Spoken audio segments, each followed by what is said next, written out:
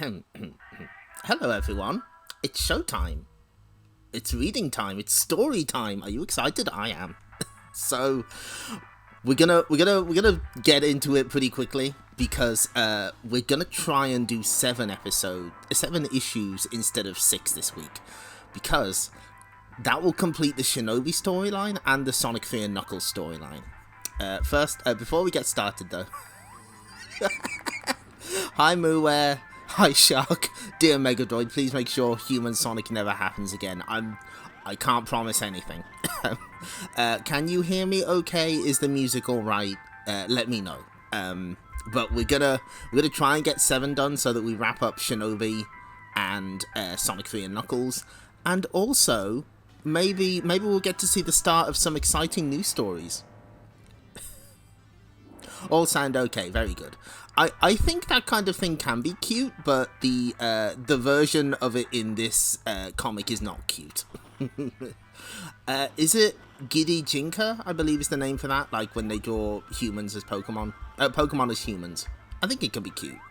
Anyway, starring Sonic the Hedgehog, Shinobi is our cover star, braves the elements. Captain Plunder and his Sky Pirates.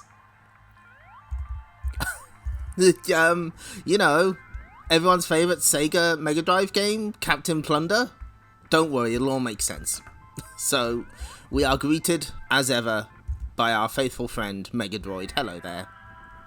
Hey boomers, as we tune into another exciting issue, spare a thought for STC's news droid, currently recharging in hospital after short-circuiting his fuse. It's unfortunate the U-Humes take longer to mend than robots, otherwise I'd have referred him to Quick Fit. Oh, there's no news this week. Okay, that's what that's code for. No plus Knuckles. Sonic abusing his creative control. Captain Plunder is the localized title of Skies of Arcadia. Yep, that's correct, Esper Wife. On the stories front, there are 3 to keep you entertained, starting with Sonic in Mystery of the Sandopolis Zone. There's the swashbuckling new series Captain Plunder and his Sky Pirates. Also, fans of Shinobi are in for a double karate treat as there's action from the Orient in Power of the Elements, plus the Graphic Zone pays tribute to the mighty warrior. So, bear in mind, this was like March 1995. I don't think Shinobi Legions was out anywhere yet. All's about to change again as Sonic's world heads to for the exit for now, in the conclusion to Enter the Cybernic. However, the Big Thaw begins next issue when Tails stars in Zonerunner 2 and The Big Freeze. Finally, to keep you going till issue 48, turn to the back page for a chillingly good pin-up of Tails. Cool. Please don't describe that as a pin-up, that means something different. First off, as a reminder of our policy, we do not make fun of pictures of children on this stream. Can't do it.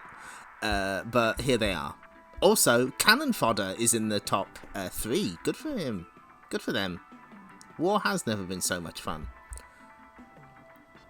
Sherlock Holmes 2 is also in the Mega CD charts. Oh no, Cyber Shinobi. Oh, that's bad. Oh no. Oh dear. Meanwhile, Game Gear continues to be a hellscape with Sonic the Hedgehog 2 and Tasmania refusing to leave the charts. Yeah, fucking Cyber Shinobi. Yeah, Cyber Shinobi's in the charts, so yeah, those shirts are pretty good. It's true. Yes, cultural note. The Quick Fit, spelled wrong here, is a series of car repair shops in the UK. Always trust a Quick Fit fitter, they're the ones to trust. I think that's the slogan. Anyway, moving swiftly on. will the Shinobi story increase sales of Cyber Shinobi? Oh my god.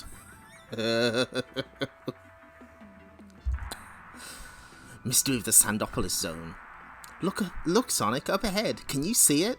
I see it, little buddy. We've made it back to the floating island. I wish someone was coming with you, Sonic. No way, buddy. This job calls for speed. I don't want anybody slowing me down. The Sandopolis Zone. Yep, this looks like the place, alright. What's he doing here? What's his angle? So, as a reminder, at this point,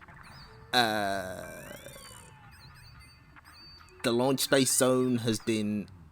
I don't think it's been destroyed, but Carnival Night Zone got got sent into the ocean by Knuckles. Robotnik has been defeated once, but he's at it again. You can't get quicker than a quick fit fitter, thank you. Porker Lewis can't lose. If Porker Lewis is right, I should be able to get a good view from somewhere over here. And there it is, the Death Egg. Boy, that thing sure gives me the creeps. If Robotnik finishes the repairs, everyone will be at his mercy. I can't let that happen. Rumble. Hey, what's going on here? I'm sorry I asked, Kroom. I should have guessed that Robotnik would have some of his badniks on patrol. As you can see, Richard Elson absolutely killing it, as usual. Although he's kind of reused the same pose there. That's kind of funny. No, his hand's splayed out. One of them's different. Well, if it isn't Sonic the Hedgehog, I thought I told you not to come back here. Knuckles, see STC 42. Thanks, Megadroid. How about I missed your warm, cheery hospitality? I'd watch out if I were you. That sandworm won't have gone far. I guess you must have a good reason for coming back. I'd offer to help, but I know what you'd say. I don't need any help. Yep. That's typical Sonic. Yep, that's just what I thought you'd say. Uh-oh. Smash! Still think I need your help, Knuckles? No animal in that one. So, at this point, Knuckles knows that Robotnik's up to no good. So what do you want, Sonic? I'm getting a little tired of people arriving on my home uninvited. Hey, if you hadn't let Robotnik use the floating island to repair the Death Egg, I wouldn't be here in the first place. I'm on my way to see to that right now. I just got a little delayed by a bunch of comedians called the Marxio Brothers. See, Knuckles' own story, STC 39-44. They're from Super Marxio World. Yeah, that's a good Knuckles face. Big fan. Look, pal, the Death Egg is too... Ahoy, Sonic! It's good to see you, matey. Oh no, not him. Look at that Knuckles face. Yeah, no, it was great. I like the Marxio Brothers, I'm a big fan. He had a cigar like in every panel. Oh, here he is. It's Captain Plunder. See STC 23-25 for the good captain's previous appearances. Thanks, Megadroid. If I didn't know any better, I'd think you weren't pleased to see me, old chum. So, Captain Plunder is an original character for STC. He was originally a pirate of the Mystic Cave Zone. He has a flying ship. He has a kind of ghost friend. He's got pirates. He's got a professor. And as a reminder, Knuckles doesn't like anyone on his floating island. Sonic, do you know these people? Look, why don't you just invite everyone from Mobius to come to the floating island? Don't worry about me, it's only my home. Captain, what are you doing here? Treasure, lad. Professor, fetch the map. I've had this here parchment for years. Till a few weeks ago, I always thought the floating island be only a legend. So did everybody on Mobius until Dr. Robotnik gave the game away. a lot of Megadroid notes this week. Oh, there he is. I'm glad that Megadroid is here. I didn't notice he'd been summoned. People always want the Sat-AM Archie cast in the Sonic games. Where's the people demanding Captain Plunder? Good question, Arnold Rimmer. There's one character from the Captain Plunder comics that I want in the real Sonic games. You'll see. Listen to me, pirate. I am Knuckles, the ruler of the floating island, and I don't care what you're up to. I want you to leave right now. Heh, ain't he cute? Professor, let's get on with it, mate. Of course, my dear captain. He's giving him the head pat. That's really funny. Who's this professor character? I don't remember him. New member of me crew, lad. Used to work at Metropolis University. I appear to have been successful, Captain. Well done, mate. Well, what are you waiting for? Let's get this show on the road. I don't know what accent I'm doing for Captain Plunder. I'm just doing what feels right. There was a whole Sonic game about pirates and Captain Plunder didn't show up once. Oh, that's right. Did Plunder? Yes. No. Captain Plunder did get high off the Chaos Emeralds. It's like they took all of the evil energy out of them, and they were like 70s hippies. And they were like, ownership is theft or something like that. It's done, Captain. Click. Yeah, it got so. It's the official explanation was that it sucks the evil energy out of people, but no, they were absolutely baked. If you damage these ancient buildings, I'm holding you personally responsible. Rumble. Yeah, what's going on? Rumble. It worked. Crikey, it really worked. I don't think they know what accent he has. Crikey. Behold the lost pyramid of Sandopolis. Doesn't look very lost to me. Next issue. The Curse. The Curse.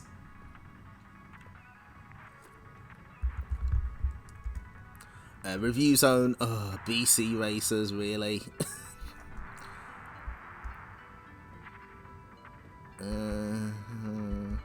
Oh, whoops, wrong button. You didn't see anything. We're about to get a comic adaptation of having to make ghosts go away with lights. Oh, well. Let's see, what other review? Okay, so, an enjoyable racer with an impressive cartoon intro. Too hard, no real two-player option, occasional fuzzy graphics, 79%.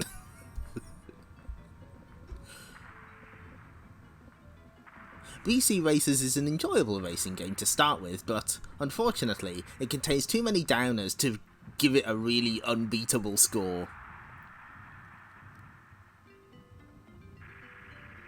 This is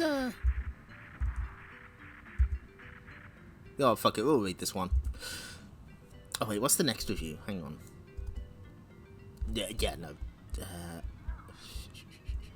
Okay. No, I tell you what, we'll skip this one.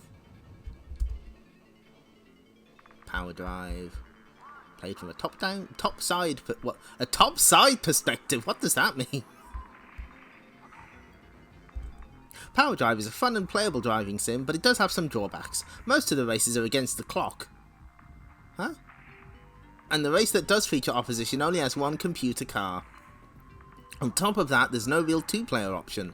You can actually have between 2 to 8 players, but not at the same time. Power Drive is a good driving sim, but lacks the fun of Micro Machines 2.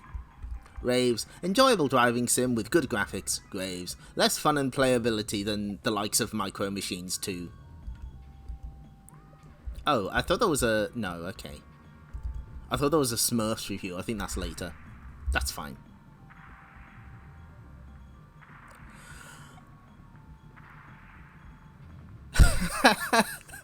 I think it was like 74 or 73% was like the percentage of death.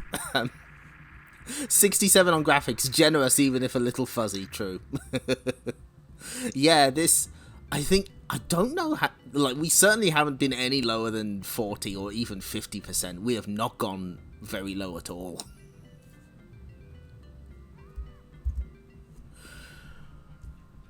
Tokyo, 10:47 p.m., 13th October 1994.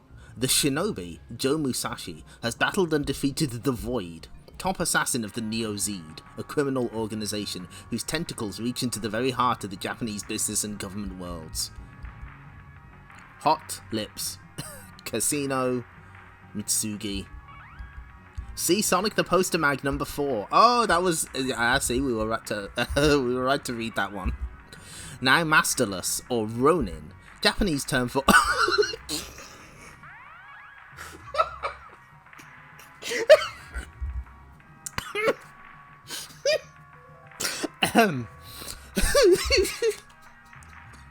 Japanese term for unemployed samurai. Are you sure that's what that means? Are you 100% sure? Japanese term for samurai on the dole. I'm surprised they didn't put that. The servants of the Void, the Four Elements, are working for the Japanese Yakuza, a criminal organization controlling illegal gambling, drugs, and vice on the streets of Tokyo. Like Izuna, the unemployed ninja, that's right. Keikaku means plan. Lazy samurai, waiting for a handout. Joe Musashi is tracking the movements of the Four Elements assassins through the Japanese underworld and has come to this casino where he believes the elements are hiding out. And thus begins a deadly game where the stakes are life and death. No more Oh my god. Oh my god. Full page spread. Let's go. Unemployed yet working for the Yakuza. A shark asking the big questions. Look at that. That's so good. No more bets. Thwip, thwip. Thunk, thunk. Oh, he struck the dice. Oh, that's cool.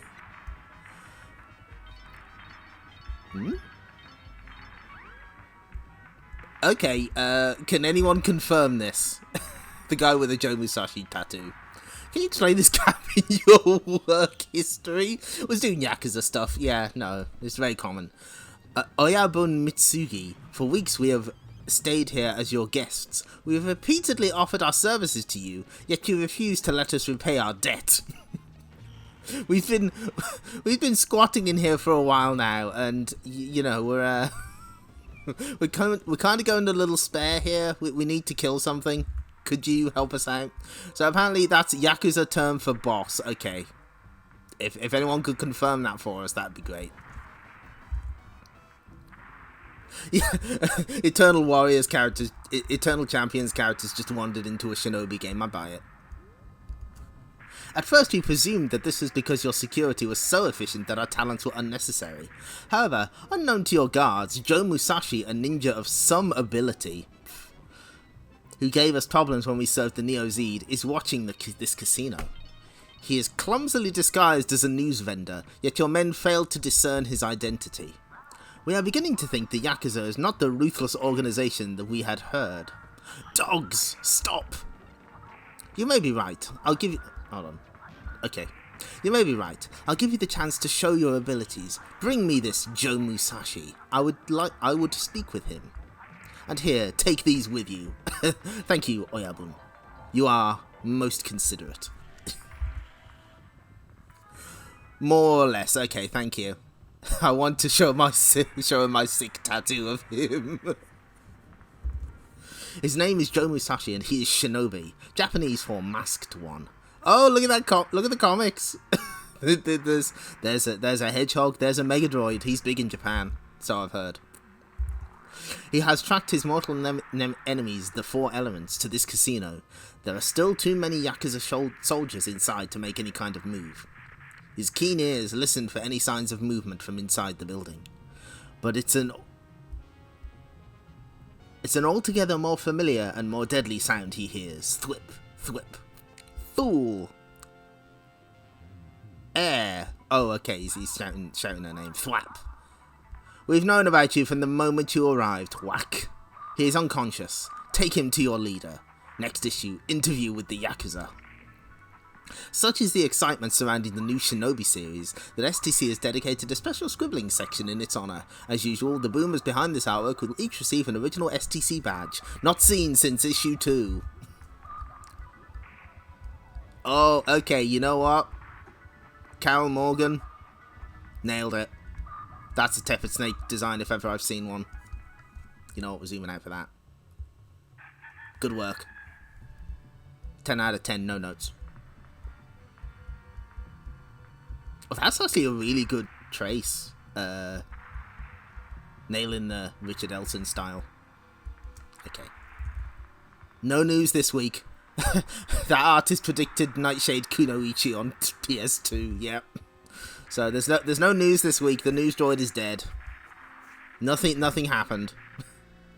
Dr. Robotnik has turned Emerald Hill Zone resident Shorty into a new super badnik called the Cybernik. But the process went wrong, and the Cybernik has a free mind and turned against Robotnik. How dare the Cybernik disobey me? I will destroy him. Ooh, I'm so angry. What's so funny? I don't know. Thanks for freeing us from the badnik shells, Shorty. Maybe we can find a way to get you out of that armor. Forget it, Hopper. Robotnik sealed me in this suit permanently. And that's something he's gonna regret big time. That's big talk from a defect. We'll see who has the regrets. Bwam. There we go. Get out of here, Hopper. It's me he's after. That's right, Hopper. Get out of here. Keep still, blast you. You shouldn't have made me so efficient, Robotnik. I'm this year's top-of-the-range Super Badnik, but turned good. Zap. Every zone should have one. Kadash. I think not. Face it, Robotnik. I'm your worst nightmare. The Badnik you should never have created.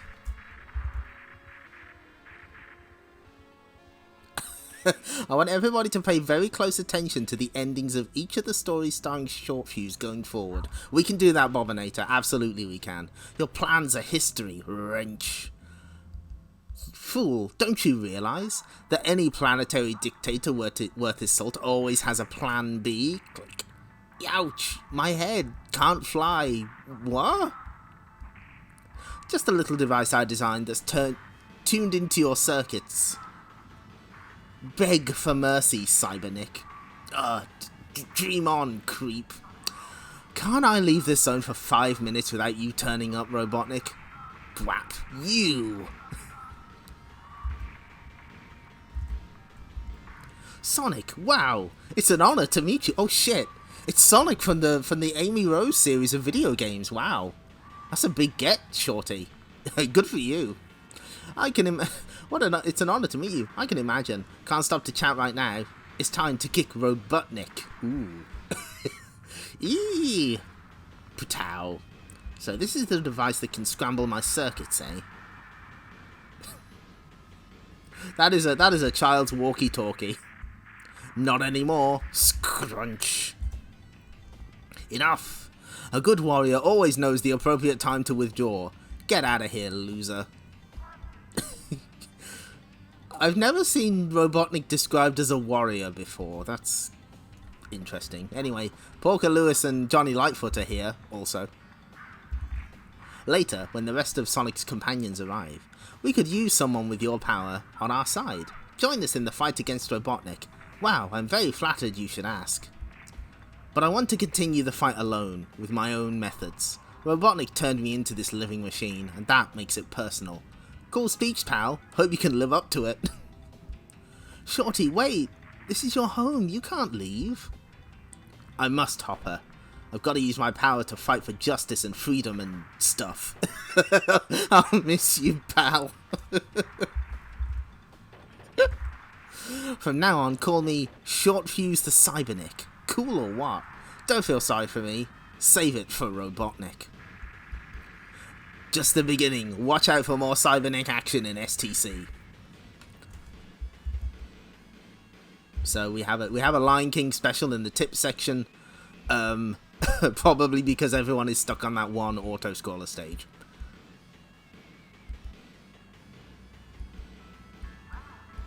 Before starting to play... That's pretty good. Top tips. Put it on easy. Wait until next week, next issue.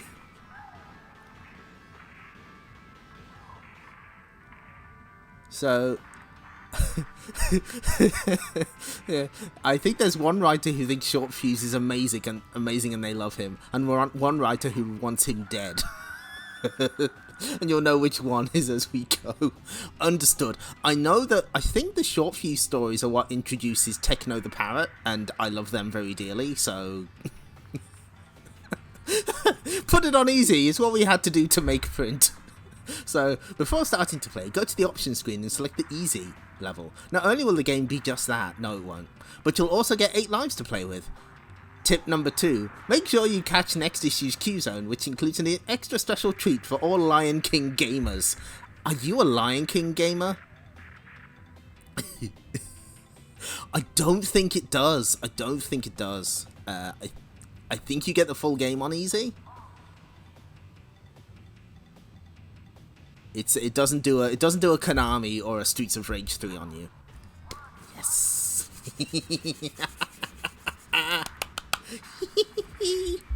Oh, I'm excited. Sorry, kids, this one's Sorry, kids, this one's a right fucker. We're working on it. Thanks, Shark. If you heard that, I'm rubbing my hands together in glee because Captain Plunder and his Sky Pirates is, I guess, this is like the least connected Sonic story, but it's still in the same universe, and it's done by the artist of, that is an emote, you're right. Oh, we should do that. You know what, I'm gonna write that down. I'm gonna make a note. Nope, that's I opened up MS Paint. Future emote Captain Plunder face. Doing the Hanukkah Kasumi clap. Yeah, that's what I'm doing. I did fuck about with removing the backgrounds from some things in this comic, so for a thing that maybe I'm putting together, you don't know me. like I took the logos from some comics and tried to separate them from the backgrounds, and mostly did all right.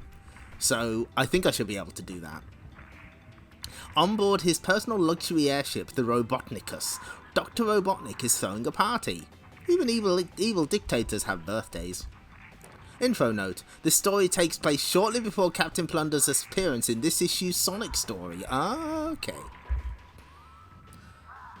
Happy Meal toy airship right there. So, because this is drawn and written by the Decap Attack guy, expect a lot of weird characters.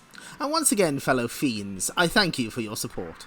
You're doing a great job, Robotnik. My chemical plant makes a fortune. Now I don't have to pay my workforce. Of course, my badnik troopers make excellent slave drivers, so much cheaper than... Chunk. What? This is most unfortunate. Robotnik, you said nobody knew about this trip. We're under attack from Sky Pirates. Looks like Captain Plunder himself. Chung.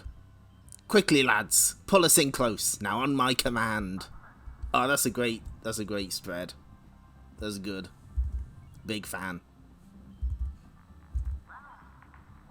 MS Paint is a note-taking app if you want it to be. True. Very true. Attack! Oh, look at all these guys! Look at these dudes! They all deserve their own comic series, quite frankly. Yoo-hoo, Robotnik! The Sky Pirates are coming to call. Yeah! Right, you swabs. You know what to do. Anyone fouls up and they'll find themselves swinging from the yard armour for sunset. Filch, with me. Aye, Captain. I think Filch is a ghost? Oh, yeah, he is a ghost. He literally confirms it. Yeah, he's just got a ghost on his crew. You know, Captain, now that I'm a ghost, I love this pirate life more than ever. If I'd have known that, I'd have shot you years ago. We got him, Captain. We got that dog, Robotnik. You're going to pay dearly for this plunder. Wrong, poltroon. It's you that's going to do the paying. We have inside information. We know you are carrying treasures, all stolen from the people of Mobius. You mean my taxes? I don't know how you found out, Plunder, but I'll take you to the treasure. It will do you no good. Yeah, he's got a giant hole in his head. That's pretty great. I wonder how he died. No one can open this vault. There are only 2 keys. One waits at our destination and one remains at my fortress. I am a cautious man, pirate. Ah, Robotnik, a smug customer you are, to be sure. Still, I'd wager you've never been robbed by a ghost. Show him how it's done, Filch. Aye, Captain. I know this about vaults, Robotnik. They were designed to be devilishly hard to open up from the outside, but not from the inside. What? Oh, that's a great Robotnik face. Ha! It's no use him being inside if he can't touch anything. You may think that, Robotnik. But Filch, he's one of those paltry emergency door release clunk poltergeists, Captain. Poltergeists, that's it. The kind of ghosts that can move things about. No. Some excellent Robotnik faces here. Get a move on, you bilge rats. Any knave I see slacking will get a taste of the cat o' nine tails across the back. There's half a dozen flying badniks closing in off the starboard bow, Captain. Back to the ship, and quick about it, I'll catch you up. Later, back on Captain Plunder's ship. Your information was dead on, Sonic. After that business with the Chaos Emeralds, see STC numbers 23 to 25. You're lucky I'm still helping you, Filch. Now, let me speak to Captain Plunder. Where's the captain? I thought he was with you. Well, slap me vitals. We must have left him behind. Oh, brother. He's still on Robotnik's ship. Next issue, the trial of Captain Plunder. Oh, I can't wait. Let's see what we got here. Oh.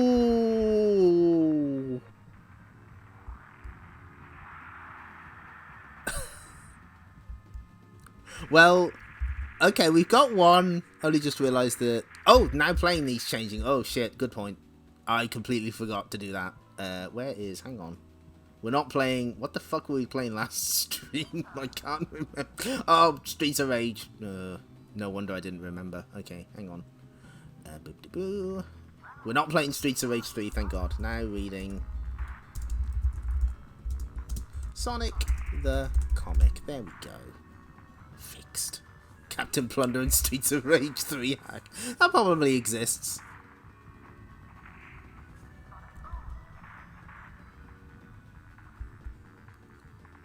Okay, I like this idea.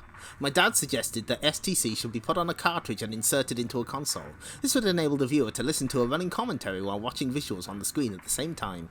I thought that old type Humes were supposed to be baffled by modern technology, Michael. So here we go.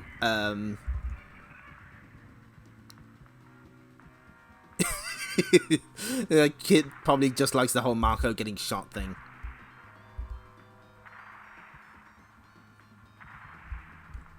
How can Carl Flint call himself an artist? He makes Sonic and Tails look like infants. You may be sitting in luxury with all that money you're making, Carl, but once in a while concentrate on drawing some decent artwork. Okay, who was Carl Flint? Was that... I don't know which one was Carl Flint. Can't remember.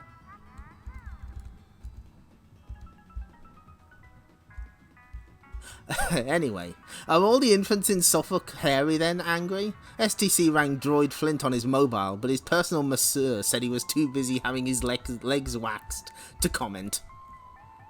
There he is. Sends abuse, still gets a Sonic Water fun game. There's my favourite STC original character. He's coming next week. Meanwhile, also, Tails is back in Zonerunner 2, plus Sonic Pyramid Power, Shinobi, more mystery from the Orient, STC-48, a refreshing change to other comics. See, get it? That's a joke. Also, that's Head from Decap Attack. Oh, he's not looking so good. Poor guy. Z2, the Zonerunner, he'll be back in STC-48. Oh, he's got a little Sonic pin. Oh, that's cute.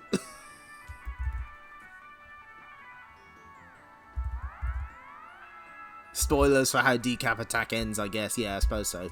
So, Neptune and Saturn revealed. Shinobi, Captain Plunder. Tails beams back. Zonerunner chills out. Ooh. That's a good bit of art. Supposedly starring Sonic the Hedgehog, but we know better. Love to wear that picture of the guy who keeps calling me a fucking idiot on my clothing. True. Okay. Hey boomers, welcome as we launch into another edition of your favourite read. Yes, the most happening comic on this side of the galaxy lifts off with Sonic unravelling the mystery of the Sandopolis Zone. Shinobi encounters more choppy action in Power of the Elements. Captain Plunder and his Sky Pirates feel the long wooden arm of the law, and the quest for Tails continues in Zonerunner and The Big Freeze. Talking of Tails, see him turn teacher in the New Zone, back for this issue. There's also the latest update on the Sega Stational Saturn and Neptune systems. Far out, Humes. STC goes for gold in just 2 weeks as our Easter issue coincides with STC's Big 5-0. To help celebrate in suitable style, backed by popular demand are those terrific tattoos. Only these tattoos will be gold and silver. STC, almost 50 and still looking good. They mean 50 issues. Yeah, a Master System did get RoboCop versus Terminator. Oh no, it's at the top of the charts again. How does this keep happening? Why? At least Tasmania's on its way out, and Final Fight's back in on the Mega CD. Some people were tricked into buying Nova Storm, I guess. And, oh, shit. Eternal Champions is back, and so is Bob. Space Funky Bob. Didn't expect that. Yeah, choppy is not a good way to describe it when it's a video game. I was thinking that.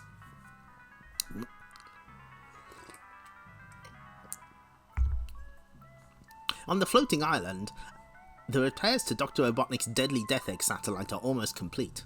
Sonic and Knuckles were on their way to put a stop to the madman's evil scheme when their progress was interrupted. I've done it! I've found the lost pyramid of Sandopolis! Crumble. Looks like there's somebody home. Did your map mention anything about that, Captain Plunder? Oh, there was some nonsense about a giant stone guardian. I paid it no heed. Heretics, you have no right to summon the sacred pyramid. All who break this ancient law are cursed, and must die. Are all pirates as stupid as you? Oh, that's good.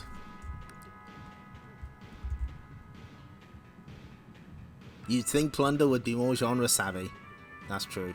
Hello, Super Electric Violence. We're having fun adventures with Captain Plunder.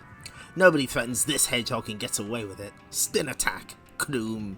How about that? This guy was nowhere near as tough as he looked.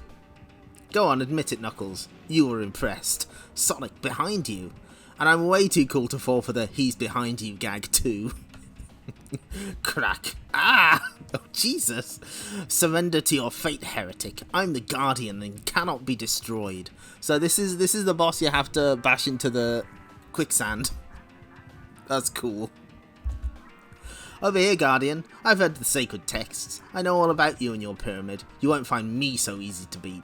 Maybe because I'm not stupid enough to try and fight you. And why should I bother with all this handy quicksand around the place? Yeah, it's the same as the game. Oh, that's a really good tiny Sonic. You gotta learn to use your head, Sonic. Yeah? Well, if you're so smart, how come you let Plunder sneak into the pyramid? Hey, Knuckles, I thought you were the master of the floating island. How come the stone giant attacked you? He's from an ancient time, Sonic. He won't even realise the race of people who once lived on the floating island have long gone. Listen, I thought I heard a noise up ahead. And up ahead we find, here it is, mates! Just where the map said. But after all these centuries, will it still work, Captain?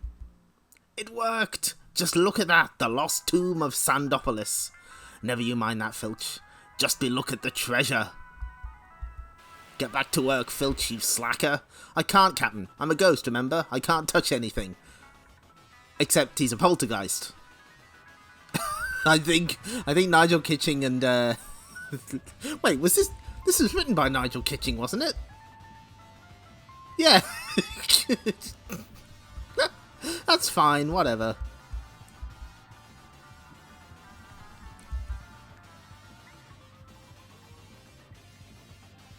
Yeah, he takes a little time to beat in the game, doesn't he? Plunder, these treasures belong to the floating island. They're part of its heritage. I'm not going to let you steal them. Look, little matey, I'm a pirate, see? I'm supposed to steal stuff. Believe me, Plunder, you don't want to get Knuckles mad. Hey, what's happening to the lights? The lighting system is thousands of years old, Sonic. I guess it's just not as reliable as it used to be.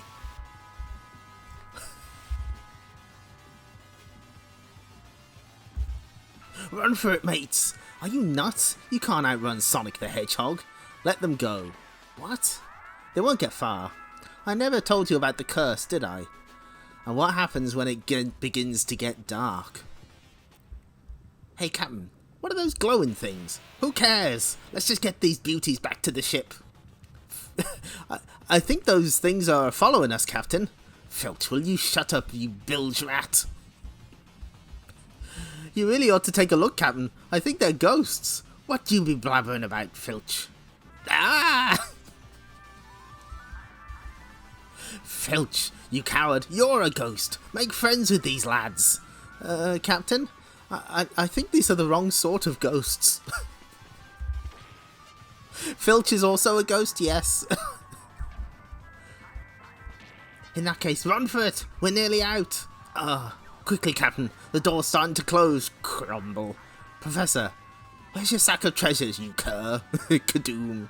My apologies, Captain. I was also unsuccessful. We can't return to the ship and tell the crew we were chased out by a couple of ghosts. Filch? I'll come up with a more fitting tale, Captain. Perhaps 50 evil spirits? Better make it 100. Meanwhile, back inside the pyramid. So what is that thing? It's a seal, Sonic. If it's smashed, the sand will pour in from outside. Which is just what I want, crack. So let me see if I got this straight. This sand will make the pyramid sink back under the desert, but permanently, right? That's it. Keeping the treasures safe from people like Captain Plunder. But since we're trapped in here, won't we... the ancient texts tell of a secret exit. Of course, you can't always rely on those ancient texts. You probably should have found that before you smashed the seal, but whatever. I was right. Come on, Sonic. Before the sand covers it up. Covers it over. Oh, right. Hey, what do you think happened to Captain Plunder? This is great. And then 200 evil spirits, each with 7 heads and blazing eyes, attacked us from all sides. Next issue, 10, 9, 8, 7. That's ominous.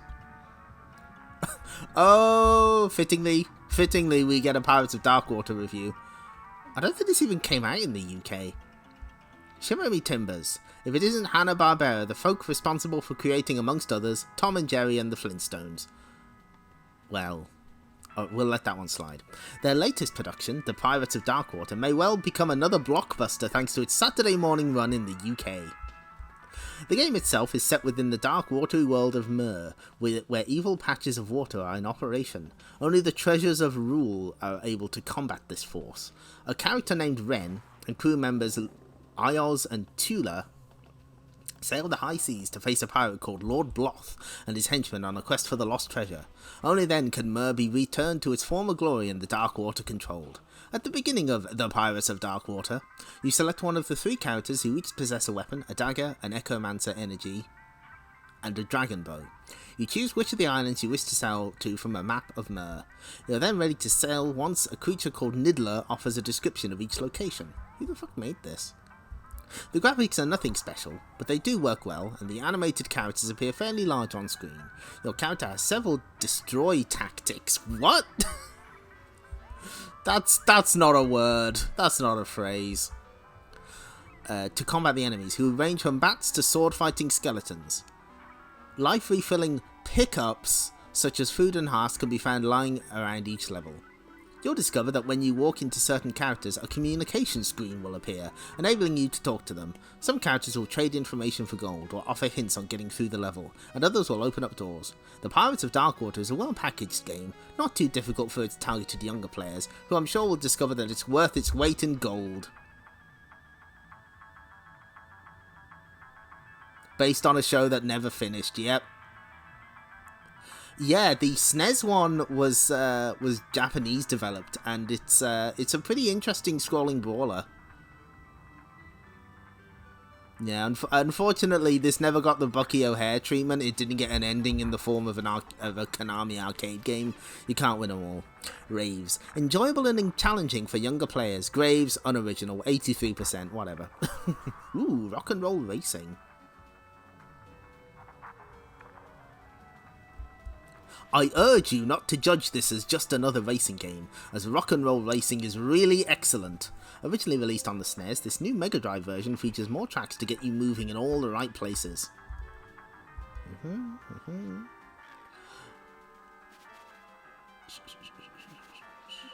You get to hear some top soundtracks and digitized speech as you speed around the tracks. A US racing announcer called Larry Supermouth Huffman adds some brilliant commentary and blow-by-blow calls. Having a total of 37 challenging tracks, players get the chance to improve their car's equipment after each track, blah blah blah blah. Rock and roll racing causes an awesome amount of fun, especially when playing against a friend. It's certainly one of my favourite racing games to date. You scored it less than Pirates of Darkwater! But like, what? How did this happen?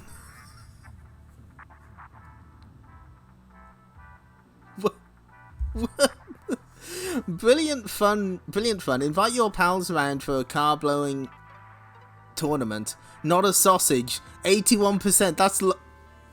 It's fine. It's fine, we ignore it. Not a sausage just means nothing. Like, it has no flaws.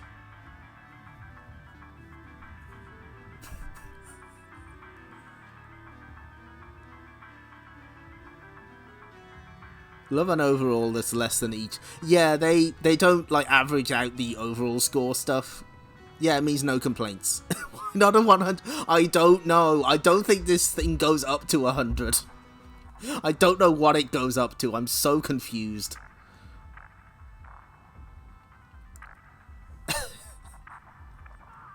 I wish I had answers for all of you, but I do not. I have nothing. I'm... Okay. Right, you know what? Let's do one for the Smurfs.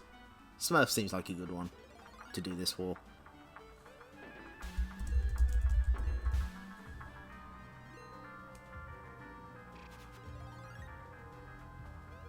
Dave Gibbons still confusing the game-playing masses. True. Once upon a time in the mid-1980s, a tribe of beloved blue people were born and introduced to the world as the Smurfs. Was it really the 80s? I think that was when the Hanna-Barbera cartoon aired, but I think they've been around for a little longer than that. Each Smurf behaved true to its name, i.e. Brainy was intelligent and Greedy was gluttonous. Life as a Smurf had its problems, mainly due to a big ugly sorcerer called Gargamel and his cat who craved Smurf dinners. Fortunately, however, the Smurfs managed to out-Smurf them. In this new release from Infogrames, the story is that Gargamel has Smurf-napped Jokey, Brainy, Greedy and Smurfette, the only female in Smurfland. Horror. As controller, you play the part of Hefty Smurf, whose aim is to search the entire country to rescue your friends and finally defeat Gargamel. Not an easy task, believe me. Once you begin, the quality of the graphics will immediately hit you, as they're bright and colourful and very well animated. Particularly striking are the 4 huge end-of-level bosses who take up most of the screen. Played over 22 acts! The Smurfs is an above-average platform game with plenty of variation to hold your interest. As you progress and free each of the 4 Smurfs, you get a chance to select which Smurf you want to be. So hold on, wait. Oh, so can you play a Smurfette? That's really important. I need to know if you can play a Smurfette.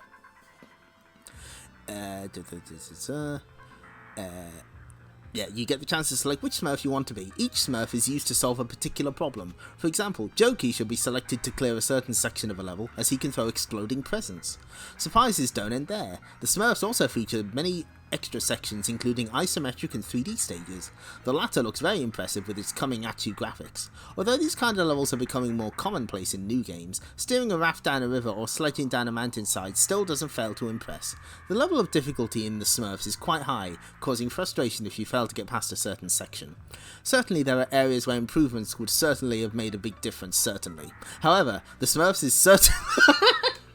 I was joking! Were you trying to increase the... However, the Smurfs is certainly an exceptional platformer, and overall is Smurf-tastic. Oh, there's Gargamel. Raves, a top platformer.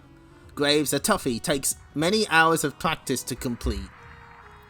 Let's... Yep. 81 to 90 wins it. There you go.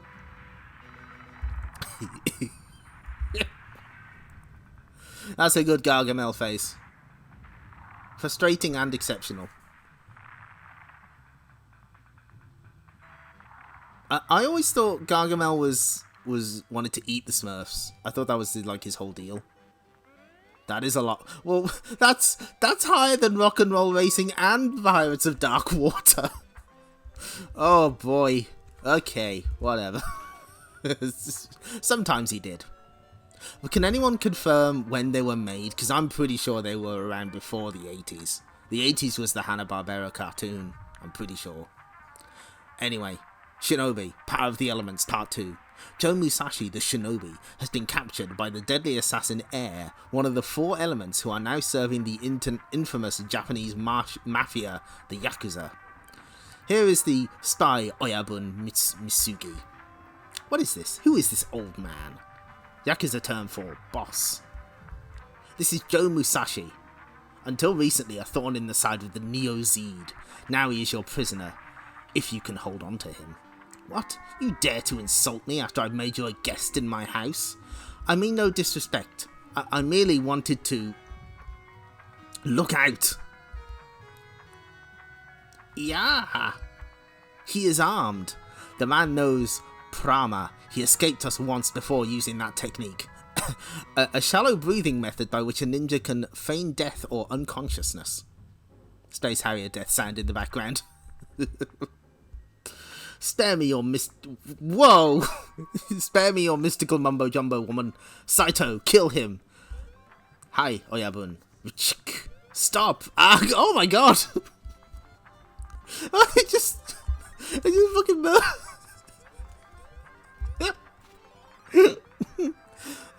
Oh, thank you for the raid, the opponent. Did we get the Miria thing pop up?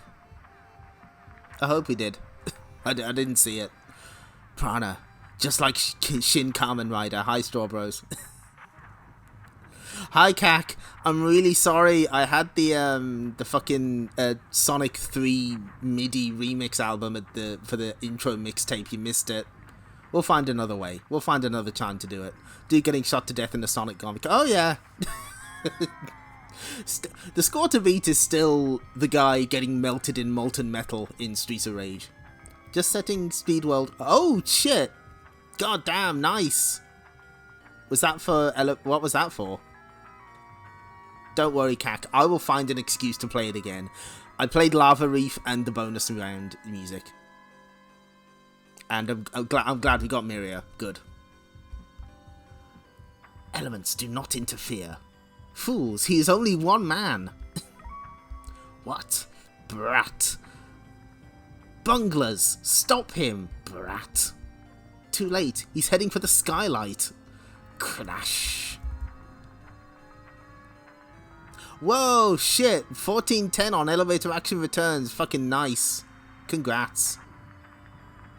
Bullets are brats, it's true. As I said, the real problem is keeping Musashi.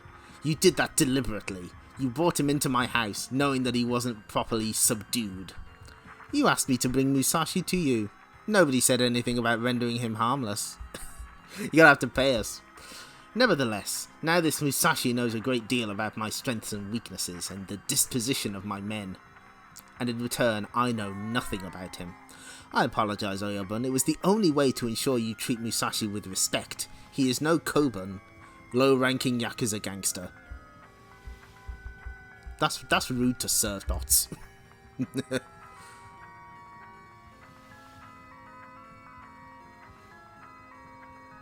Brat in Japanese is gaki.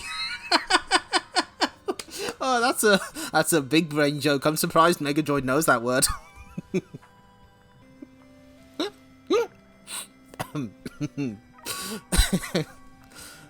I'm glad that Edibura is getting some respect. Good.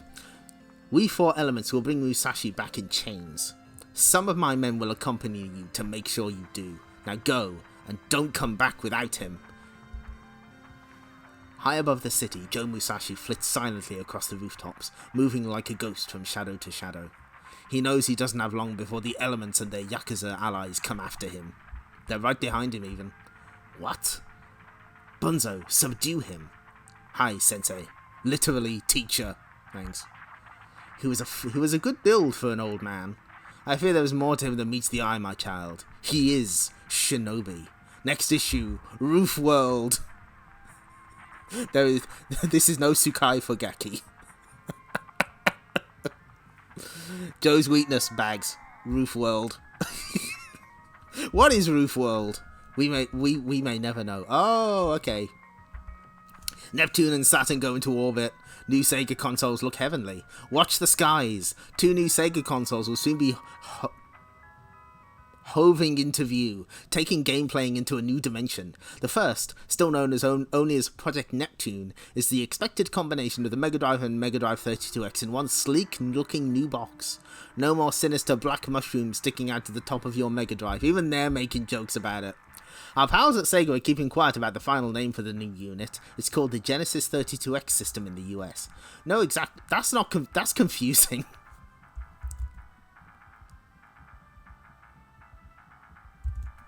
No exact release date yet either, but expected around the autumn. Along with the amazing new 32X version of Virtua Fighter, price for the Neptune should be under £200 for the base unit, although special bundle packs may take it a bit higher. Neptune, Mega Drive and 32X packed into one stealthy looking box. The Neptune will be able to play all current Mega Drive carts as well as the expanding range yeah, right, of 32X games. Running rings around the Neptune is Sega's much heralded new super system, the Saturn. These Humes and their little jokes, Megadroid. The Sega Saturn sports a nifty new black livery for the UK market, as opposed to the grey case of the Saturn model, and will be hitting shops around the UK in September. Start saving those pennies now, because it will cost around £400. I've never heard, like, a colour scheme for a console described as a livery. I've only ever seen that used for cars. A game console is a kind of car, I suppose. Just keep attention away from the Saturn. What could possibly go wrong? Yeah, 400 even back then. Fucking hell. The Saturn will only run CD-ROM based hardware produced specifically for it. The cartridge slot shown in the picture on this page is only for special RAM carts that can be used to save game moves, levels, etc. That's one way to describe it. At least they're not saying it's compatible with the Mega Drive like some people did. STC will be taking a closer look at Neptune and Saturn nearer their release dates. In the meantime, just keep watching those Sega stars. Oh no. Oh no. Tails plays Pico. Starring role for Miles Prower at last. I remember this little fucker on the right side. He was the mascot for the Pico. Miles Tails Prower, pal of Sonic and STC Superstar, is one of the first characters to appear on Pico, the first product from Sega's new toy division. Tails and the Music Maker is one of 5 Storyware cartridges released with the Pico next month. In it, Tails teaches young children how to learn and have fun music through an interactive storybook. Pico is a 16-bit computer disguised as a brightly coloured laptop-style console, designed especially for children between the ages of 3 to 7. The computer that thinks it's a toy. It plugs into a normal TV set, and Storyware carts plug into the top of it. Each contains a 6-page storybook which, as the pages are turned, changes the picture on the TV. With the aid of the drawing pad section of Pico and the attached magic pen, children can draw, animate and interact with their favourite characters in numerous ways. The pen can even be used on the storybook pages. Buttons on the Pico console can also be used to move characters and choose and cancel selections. Another Storyware cartridge is Echo Jr. and the Great Ocean Treasure Hunt. A younger version of Echo the Dolphin takes children on an interactive undersea adventure. Other characters appearing on Pico include Mickey Mouse and Winnie the Pooh. Pico will be widely available from April with a retail price of £150. Storyware carts will cost $29.99 each. Look at that sick display unit. Wow. That's sick. That would not surprise me that there's not that many Pico games dumped. I think there's a few. There's like a handful. I remember seeing this mascot a lot though. I don't know if he has a name. I never had one, unfortunately. I suppose. Hold on. Oh bollocks! Hold on. Sorry. I fucked up. I closed the thing. I wasn't supposed to do that. Hold on, wait a minute. This isn't a disaster.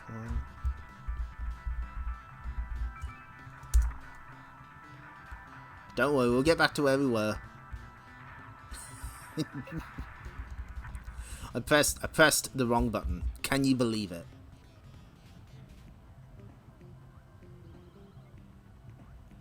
The entire US library. Okay, that's good. What we need to find is... here we go. Just give us a second. I've gotta do something. Nope. Brana, that's spelled wrong. Gina, there we go. Because there was a follow-up to the Pico, only released in Japan, called the Bina. And that actually has Pokemon games on it. So there is at least one Pokemon game released on Sega hardware. He's back and he's proud. Happy Pride Month. Yes, Tails has returned with a brand new story, and to help celebrate, STC has devoted the graphic zone to that incredible fox. Well done to these artistic boomers for such original portrayals of Tails. You'll each receive an original STC badge.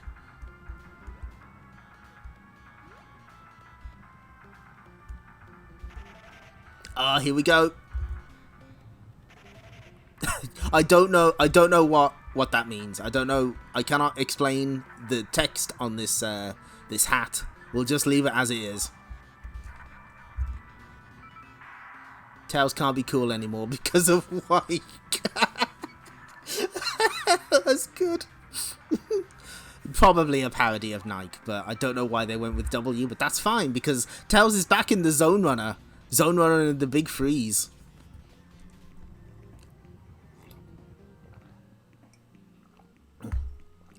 Marble Garden Zone, Mobius. Oh, he's sucking his thumb. Oh, look at him.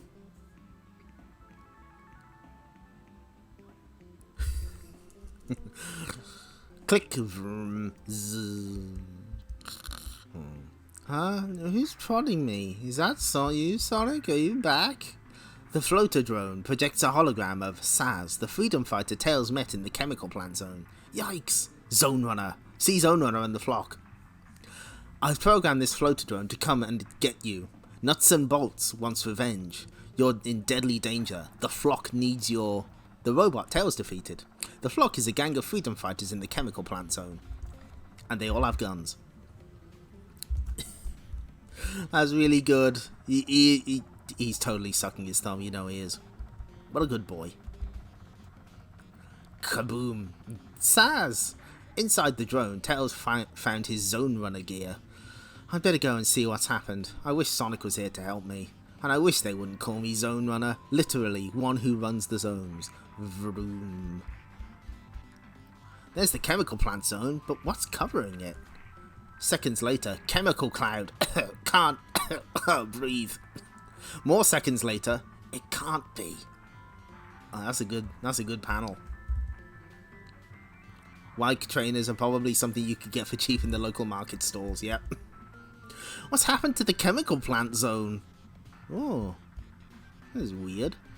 Yelp, I'm going to crash. Complete with a crash sound effect. Whew, lucky that entrance was just covered in snow. The drone drives deep beneath the chemical plant zone. I like that little furrowed brow there, that's good. Arg! The drone reaches its destination. Wow! The flock's secret hideout. Well, something's happened. Looks like a bomb's gone off here. Made a real mess of things. Uh-oh. So you've come, Zonerunner. Sulfuric, what are you doing here? I thought you'd been locked up. Where are Sass and the flock? They're all dead. Every last one of them. The flock? But how? Oh golly, you're still working for Robotnik. Next issue. Dead sheep don't talk. So, I didn't know who this was. The way this is phrased, it's like Tails knows who this is. And I was like, I don't remember this guy. Who the fuck is he? So I went back to the issue with the flock storyline. This dude appears in 3 panels on Nuts and Bolt's side in the background, and he never talks. He's never given his name. Megadroid forgot to tell us what issue this guy last appeared in, yeah.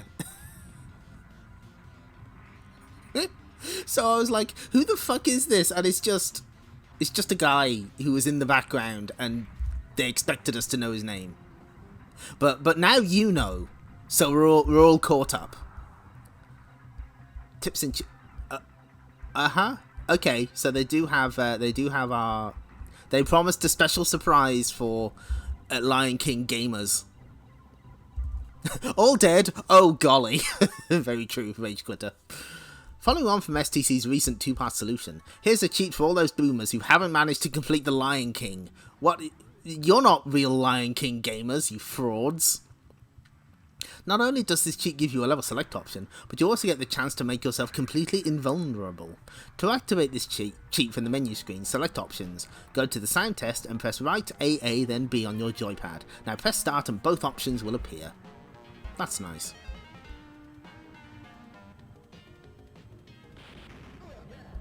There's Earthworm Jim. Oh boy, here we fucking go. It's like Star Wars giving 40-page backstories to characters who showed up in the background for 2 seconds. The Incredible Hulk was something of a phenomenon in years gone by, long before a certain blue hedgehog came along on the scene. The Hulk's speciality was turning green and ripping his shirts into shreds when he got mad. If the game has been causing similar problems for you, then this level skip cheat may help cure you. Play the game as usual, then press pause. Now press up, right, down and left. Unpause the game and lose all your lives. When you go back to start another game, you'll notice at the end of the intro screen, a black screen appears which features the level skip cheat. Yippee! Remember, The Incredible Hulk was was declared the most addictive platform action game of 1994 by STC. Just pointing that out. Just making sure we're on the same page. Well, we'll see what happens with the flock. We'll see what happens. Captain Plunder and his Sky Pirates Part 2. Things have gone a little wrong with Captain Plunder's plan to rob Dr. Robotnik. Although his pirates have got clean away with the loot, they accidentally leave behind their beloved captain. You'll never take me alive, you scurvy scum suckers.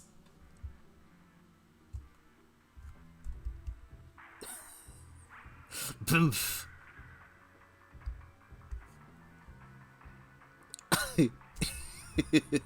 Cut. I think we've seen enough. Members of the jury, I give you Exhibit G. He was just lucky.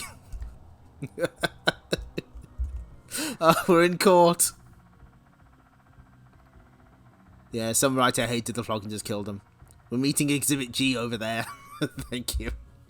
Shouldn't he shout objection or something, lad? Shh. And that concludes the case for the prosecution. Well, we've all heard the admittedly rather convincing case against my client, Captain Plunder. But I ask you, is this the face of a brutal pirate? You trying to be funny, lad? The case for the defence rests. What? Are you going to... What are you up to, you bilge rat? Shh, I know what I'm doing. Aye, so do I. You're trying to get me hung. This whole trial will be a setup. I'm being swindled. Guards. Fine. Hi, Professor Ramses. No, we've no. Bufftails is Archie. We have what we have here is Blade Runner Tails being threatened with a machine gun and being told all his friends are dead. Very different. Best court case ever. We did get Tails smoothing, sucking his thumb. Yep. Let's see that panel again. He's having a rest. Sleepy boy. He's been busy. Okay, back to... Ah! Sap. I order the accused to refrain from such outbursts.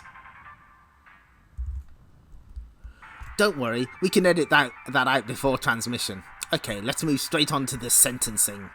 Robotnik Television Company. Make sure you get my good side. Okay, let's roll. Captain Plunder, I find you guilty of the crime of piracy. I therefore sentence you to be taken from this place, where you will be hung by the neck until you are sorry. Dead. Oh, yes, I meant dead. I meant that. Hung from the neck until you are sorry. That's legit a funny...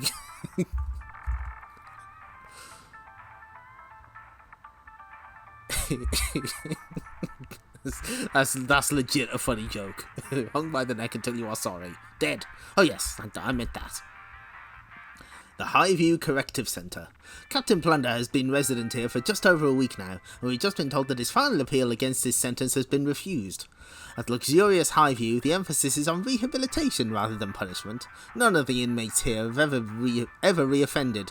Mainly because they hanged them all. Cut. Oh my god. An actual news hound, yes. Inside the luxurious Highview Corrective Centre. Okay, which one of you here said you were thirsty? Not me, Mr. Gullet, sir. This is a decap attack panel. there's a strange creature in the back. There's a horrible monster, and there's Chuck D Head's head.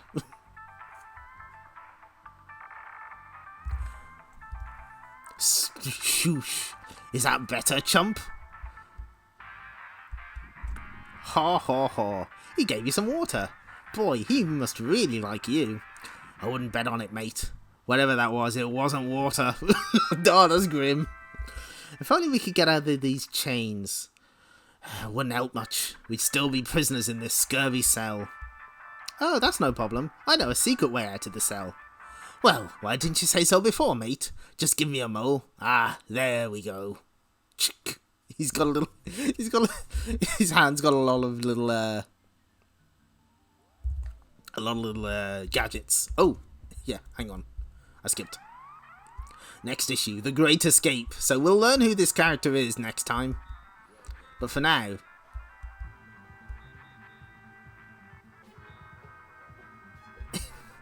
Picture me on bended knee as I write. That's not a very comfortable writing position. Please could you put more tattoos in STC, but this time including Knuckles. Get up now, Alex. To help celebrate STC's 50th Easter issue, there'll be a set of gold and silver coloured tattoos which will include Knuckles. In fact, there'll be even more terrific tattoos, free with STC 51. Nope, Saturn games will only be compatible with the Saturn console. See the news zone for an update on the Saturn and the Neptune. I can't believe it. There are 5 news agents where I live, but not one of them sells STC. Could you please explain why? This is very frustrating. Understandable. Even more reason to use the reservation coupon, Jamie, which will be included in the next issue, especially for you. Get your hooks into another episode. Captain Plunder. Plus, Sonic counts down to disaster. Shinobi shows his true colours. Tails shakes in his Big Mac. That's short for Macintosh, which is a term for a jacket, the type that he's wearing. Sonic Ranger. He's been arrested before. So we're in April 1995. Sonic Drift review, let's go. You will be hooked. Captain Plunder and his Sky Pirates. Check it out. He gets a full cover. He's making it big.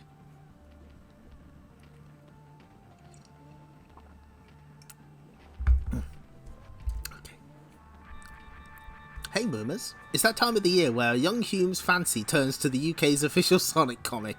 Quite right too. This issue sees that heroic hedgehog face some fast and furious action in the first part of Countdown to Disaster. The Shinobi secret is out in Power of the Elements. It's shaken Mac time for Tails, and all is far from shipshape with Captain Plunder and his Sky Pirates. Question. What's 50, is covered in tattoos, and has never looked better? No, not the Humes who think they're in charge. They're definitely not wearing as well. Why, it's your super Sega sensational STC, of course. Prepare for gold in a fortnight with our clucking good Easter issue, which also happens to be STC's 50th golden edition. Some things just get better with age. Sonic... Oh, shit! Oh shit, Snatcher is number 9 in the Mega CD charts. You love to see it. Spider-Man vs. the Kingpin is very high up for some reason. Eternal Champions is still up there. It's still doing its best, as is Jimmy White's Whirlwind Snooker.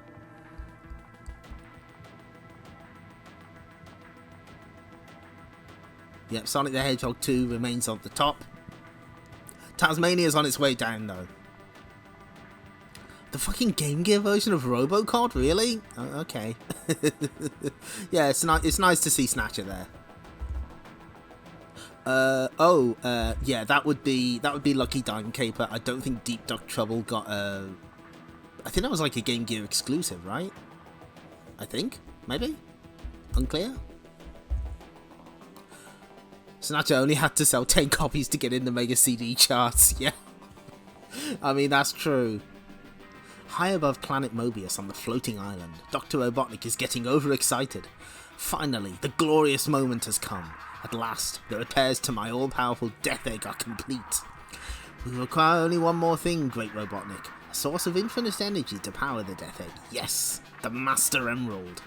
The time has come, my Badnik. Bring me the Master Emerald, and if Knuckles should get in your way, destroy him. I obey. Oh, it did get a Master System port. Okay. If it did, they probably would have labelled it as Donald Duck 2. That's how they generally did things. See, Sonic, I told you I knew my way around these tunnels. That's not what you said when you led us understand the last dead end. I was right. This live volcano is right in the middle of the launch space zone. We must be really close to the Death Egg here. Closer than you think, buddy. Countdown to disaster. Oh, look at how sick that is! That's so good! He's still killing it. Closer than you think. I don't believe it. Robotnik has the Death Egg sitting right on top of the volcano. He will pay for this vile deed. Cool it, Red. Look, there's something coming out of the Death Egg. Badniks. It's our buddy Egg Robo. But not just ordinary Badniks, you simpleton. Fwzik. That's Robotnik's voice. How perceptive of you, Knuckles. The eyes in these Badniks are also cameras. Back in my control room, I can see everything. And the next thing I'm going to see is your destruction. Look at how sick Egg Robo looks here. Oh my god. That's so good. He's so mad. Shakoom, crack. Sonic, hold it. There's no time to smash all these Badniks separately. I've got a faster way. Faster than me? Dream on, buddy. Watch and learn, big mouth.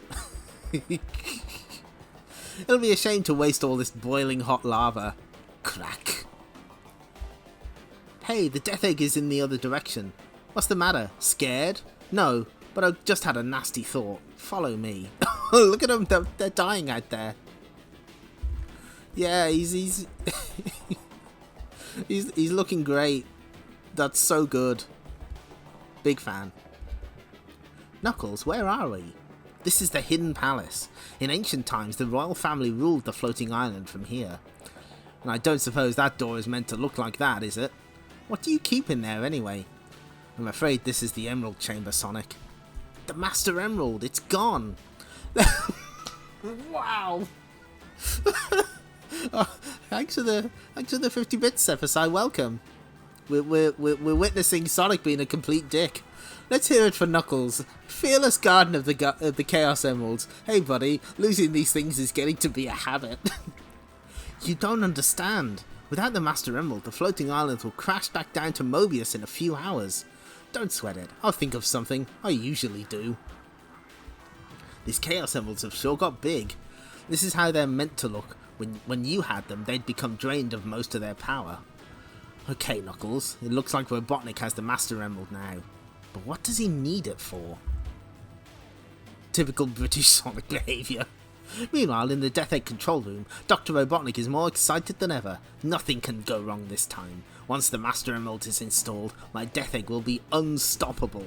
Unstoppable! Wow, Grimer's looking pretty happy. Good for him. I'll make those Emerald Hill folks suffer like never before. I'll grind Sonic into... But Master, the Emerald has not yet arrived. A minor detail, you fool. Even if Sonic stops my Badnik before he takes the Emerald, it will make no difference. Because he'll find himself facing the one Badnik he can never hope to defeat. Meanwhile, hey, I thought I saw a glow over in that corner. I see it too. What? No, it can't be. It's him, Metallics, the Metal Sonic. Next issue, Heavy Metal. Oh, look at that! You don't like that, what, Big Puddle? That's just a shadow, I promise you. It's just a shadow. Oh, look at that. That's so good. What a cool panel. I love it. This is great. There's going to be quite a few of those in our immediate future. But for now, we have Asterix and the Power of the Gods. Nah, skip it. Not interested. Blah, blah, blah. Noticing 83% happens a lot. Who are the reviewers? Jenny Fromer, David Gibbon, and Nick Protz. Understood.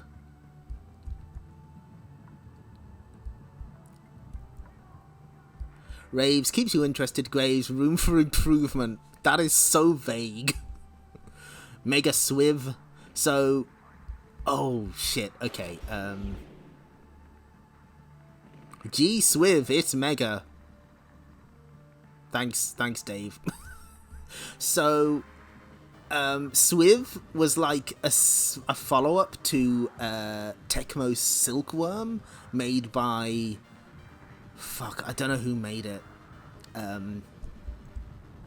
But like... Yeah, it's an unofficial Silkworm sequel. Keeps us interesting, but there's room for improvement.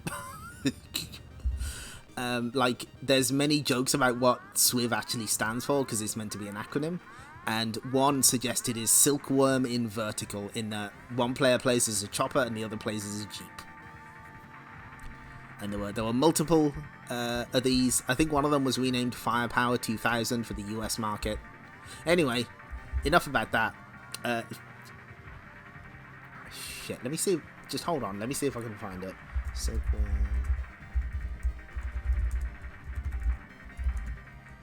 The story of Swiv. Here we go. The sales curve. That was it. So here's more info on that.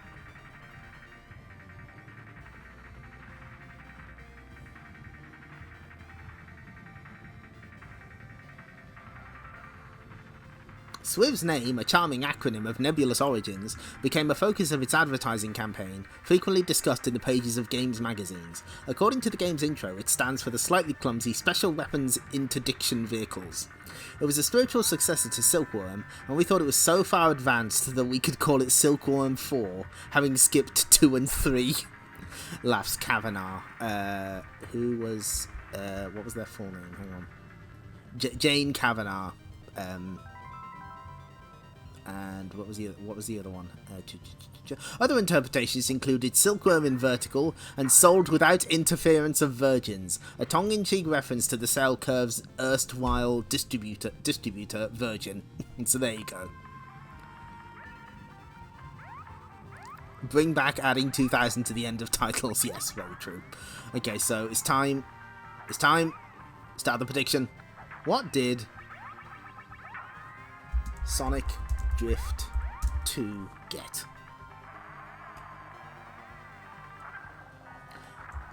I'll zoom in so I don't accidentally spoil the score.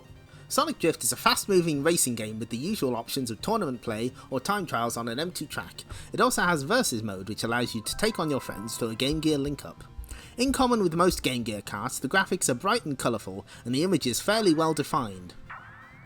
What did he mean by this? What did they mean?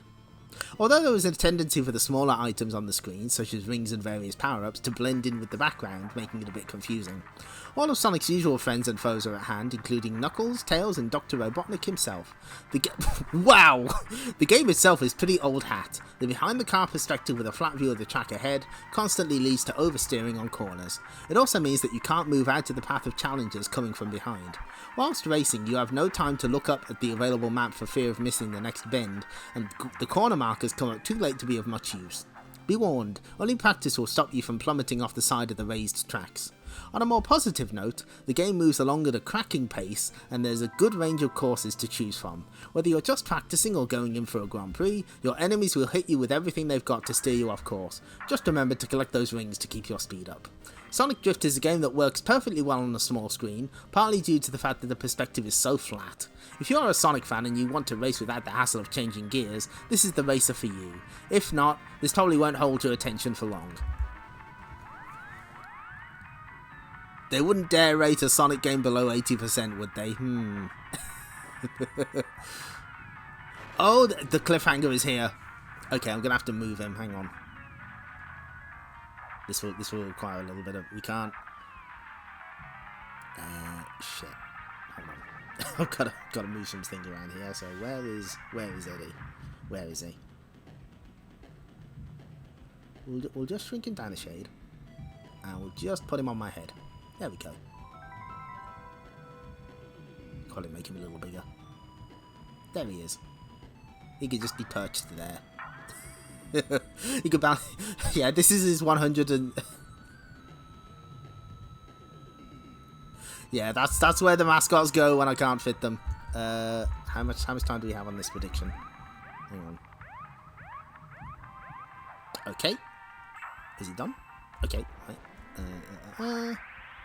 Whoa! Oh shit! A race with cracking pace. Viewpoint 2 flat. Overall 67%. Holy shit.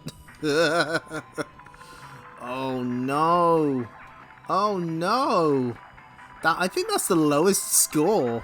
That's the lowest score we've seen. Jeez. Yeah, it did sound fairly positive, apart from the game itself is pretty old hat, which is, that's a little rough. Poor Sonic Drift 2. You know what? I actually really enjoyed the Sonic Drift games. I think I prefer the first one, but I don't think they're bad. The first one felt more of a pure racing game.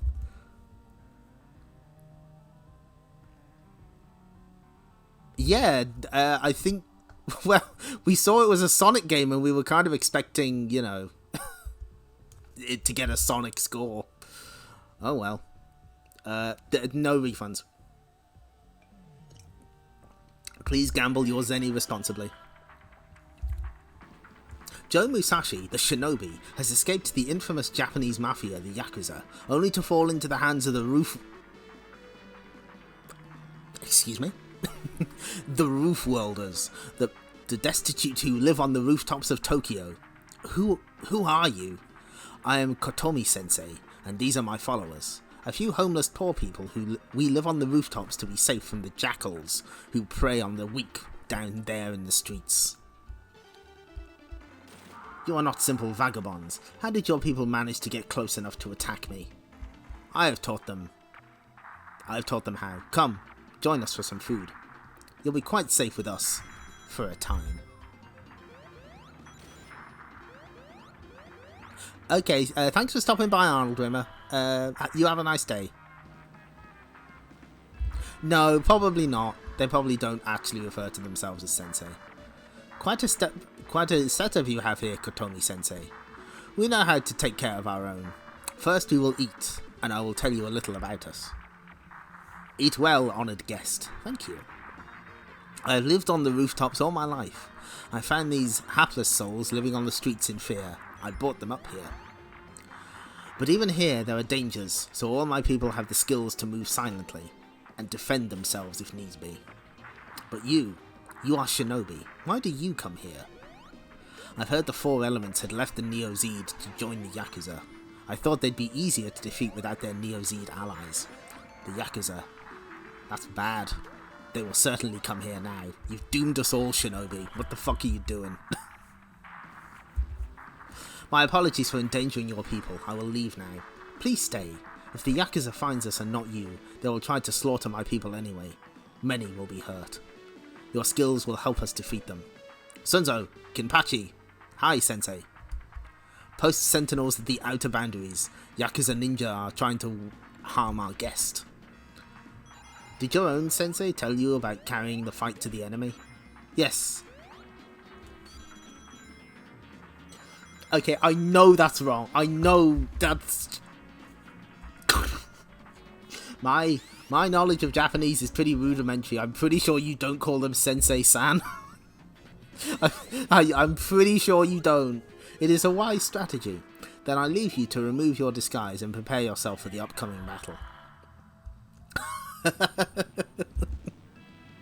Mr. Sensei-san, I only hear honorific chaining done as a joke. Yeah, he's got to get rid of the mustache. Oh, he's doing the commando, the Operation Wolf intro. Operation initiated. Rescue all... Okay. Faster. He can only be a few minutes ahead of us. Hoot. What was that? Just an owl, perhaps? Oh, it was an owl sound. Hoot. There it is again. Here they come, Kinpachi. Alert our guest. Already? These Yakuza move fast. Lead on. Lead on, Kinpachi-san. My wife, Eleanor. Wait, I have a bad feeling about this. More of your ninja superstitions, woman? Save your breath for fighting, fool. Ah, there we go. We are attacked. Next issue, War on Roof World.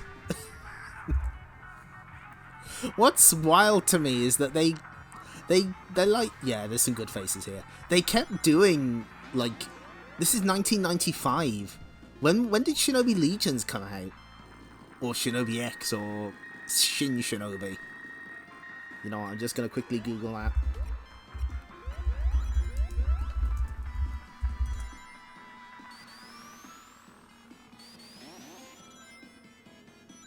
Yeah, okay, so Shinobi Legions would have come out later this year. The guy in the corner is shooting us. Oh my god, is he? Oh shit. Oh, fuck. I need to hide behind cover.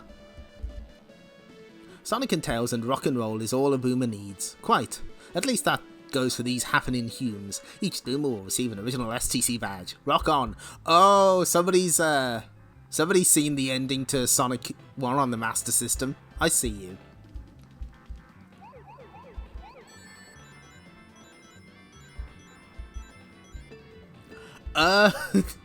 Wow.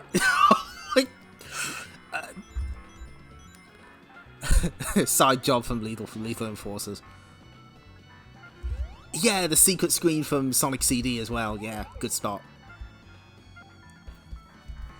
Can we... The glove that says kill. Why does it say pretty in pink? He's got a he's smoking, he's drinking, he's got... What the...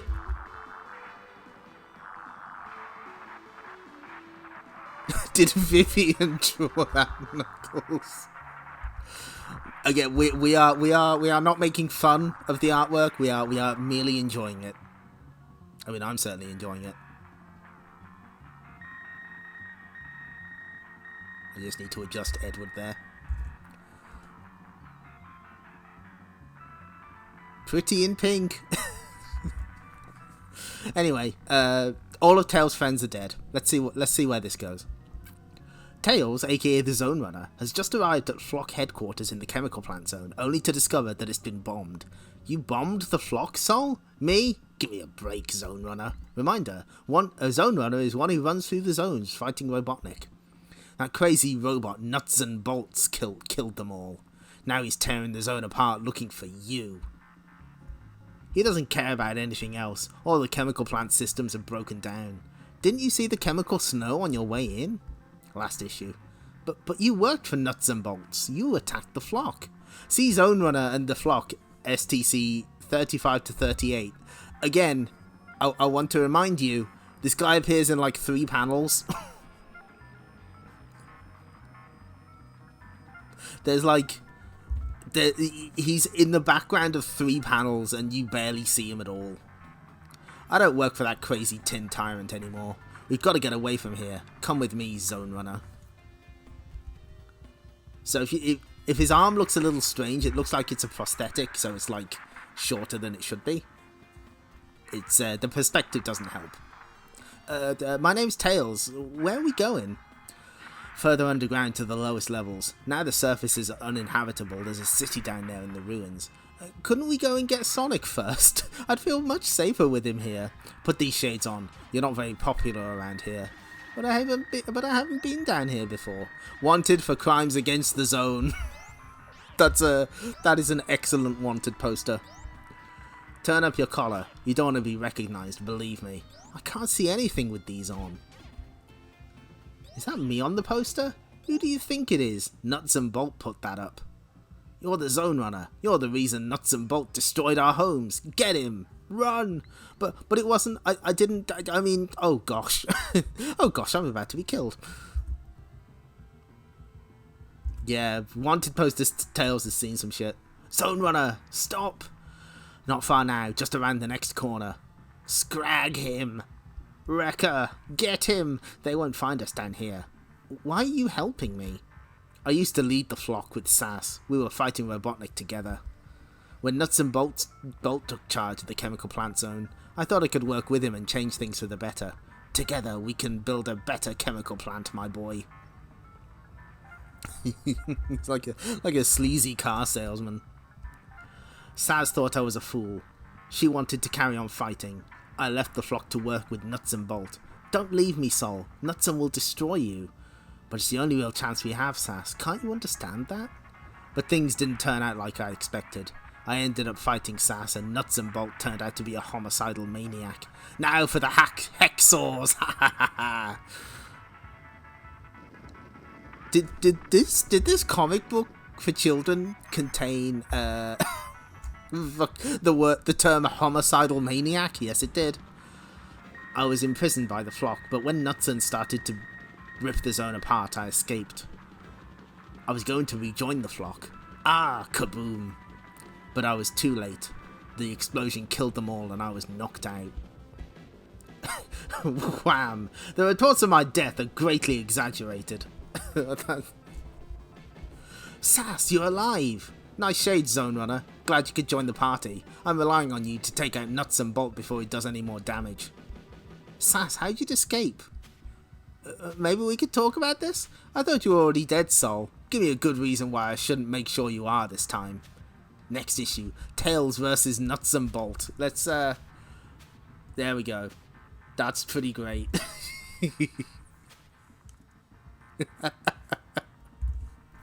Oh, that's a good panel. Just kicking the doors off. Oh, okay, the arms on these characters are weird. I guess they have, like, the fur on the upper arms, and then it changes to, like, thin black hands. It's a little strange. Anyway, no time for that. Echo the Dolphin.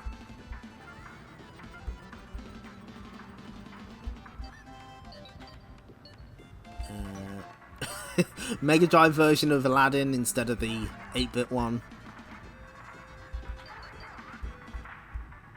Bunch of cheats for Jungle Book. Ooh, at last, a cheat for the most requested game in the Q-Zone mailbag. Boomers can at last sleep tight as STC reveals the ultimate cheat which enables you to reach every level of Sonic Spinball. Go to the options screen, turn your TV volume down, and press A, down, B, down, C, down, A, B, up, A, C, up, B, C, and then up. Have you memorized that? Have you memorized that? There's a... there will be a test. On the title screen, hold down A and press start to reach level 2, B and start to reach level 3, and C and start to reach level 4. Hold on, I missed something. Hang on. Oh, is that Decker's blaster?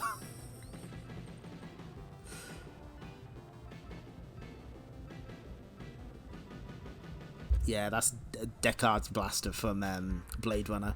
they're really going all in on that. I support it. So different mugshot. Okay, that's a prototype Aladdin screenshot. Interesting. And yeah, that does look a little like the Game Gear version of a Spinball. Mysterious. Mobian Times. Captain Plunder captured. Held at Highview Corrective Center. I think that's just nonsense text. This looks like the place, sure enough, mates. Which one was Plunder again? He was the captain, you idiot. That's the last of the guards. It looks like we didn't need the whole crew after all. Wow. Filch is enjoying his job. Good for him. Meanwhile, in the Highview dungeons. Right, that takes care of the chains. Now let's be getting a move on. What do you name anyway, lad? Simpson the Cat, at your service. Best character. Look at this little guy. He's just a little weirdo. Now look here. You spoke of a secret tunnel that would get us out of this here dungeon. Oh yes, absolutely. There's a secret tunnel, alright. It's in that wall over there. The one we can't get to because of all these bars and such. So now what are we gonna do, you flea-bitten, scum-sucking beep beep beep moggy? I'm not having language like that in this comic, says Megadroid. Well, I'm not entirely sure.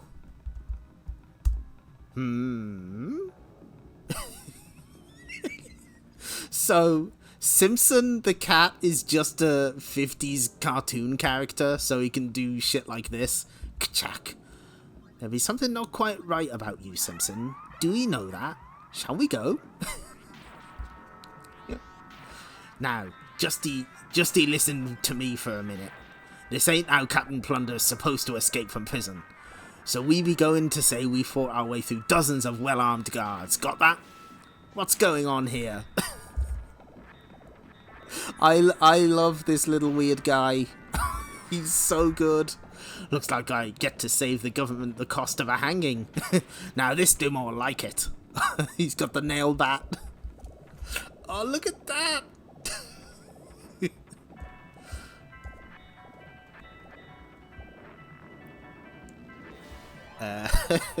Captain Plunder about to do weapon catching.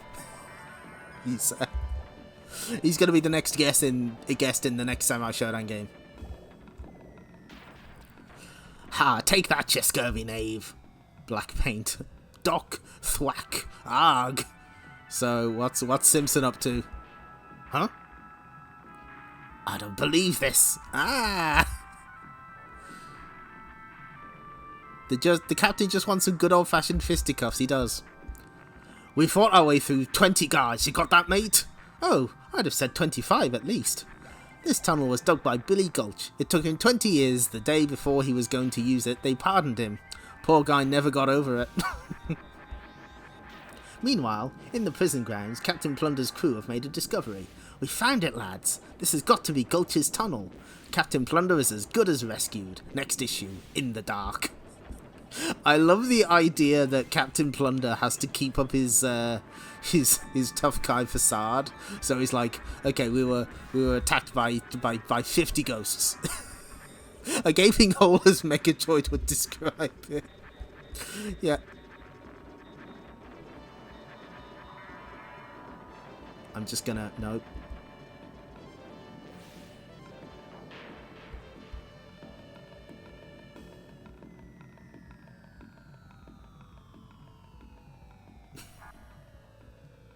What? These are weird letters. Anyway, what's 50 uncovered in tattoos? STC's next issue. Free gifts. They're a gas. Gold and silver. Some good stock photo reuse here. Sonic. Shinobi. Tails. Thermal warming. Captain Plunder slings his hook. That's a British expression for giving up. Or surrendering. Sonic and Knuckles Q&A special. SDC 50, a 24-carat issue. 15th of April. Never mind the badniks. Yeah, that's, never mind the... Oh god, no kid's gonna get that. That's a reference to, Never Mind the Bollocks. Very famous album.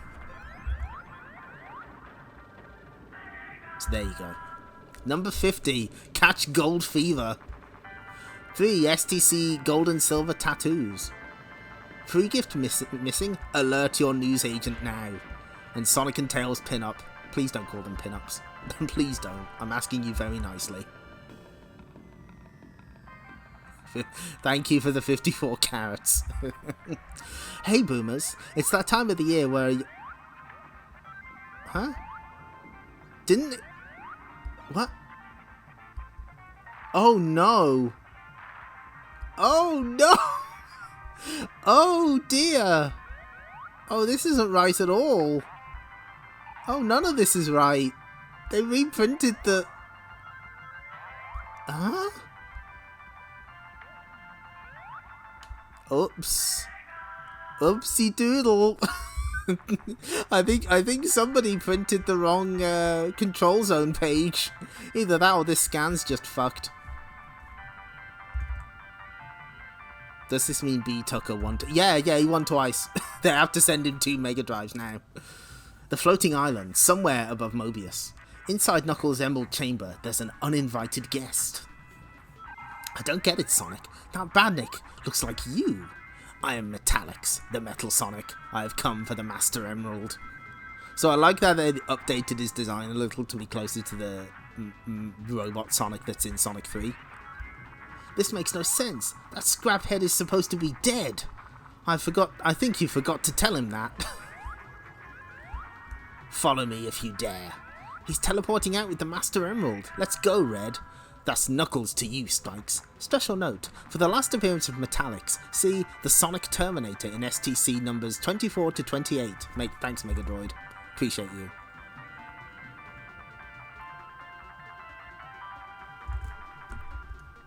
Seconds later, this looks like the Sky Sanctuary Zone. Hey, what's Metallics doing with the Master Emerald? Scree. I am absorbing energy directly from the Master Emerald. With its awesome power, destroying you will be as easy as stepping on an ant. Batok. Oh, shit. Knuckles is out. Metallics isn't kidding around. Knuckles is out cold. And now, Sonic, I will have my revenge. Revenge for the death of my brother. Okay, so it's a different one, but... Your brother... Ah! Correct, Sonic. The Metallics you destroyed was only one of an elite brotherhood of badniks. Oof. Yeah, well, I'll take care of you. Stone cold. Yeah? Well, I'll take care of you, just like I did your brother. Whoosh. Your brother screamed real good when he died, Metallics. Try a little Sonic speed, pal. Your steed means nothing to me, crack. Gack. My central processor is next generation technology. I am more than your equal. Oh, he's doing the launch combo. Oh, I see what you mean.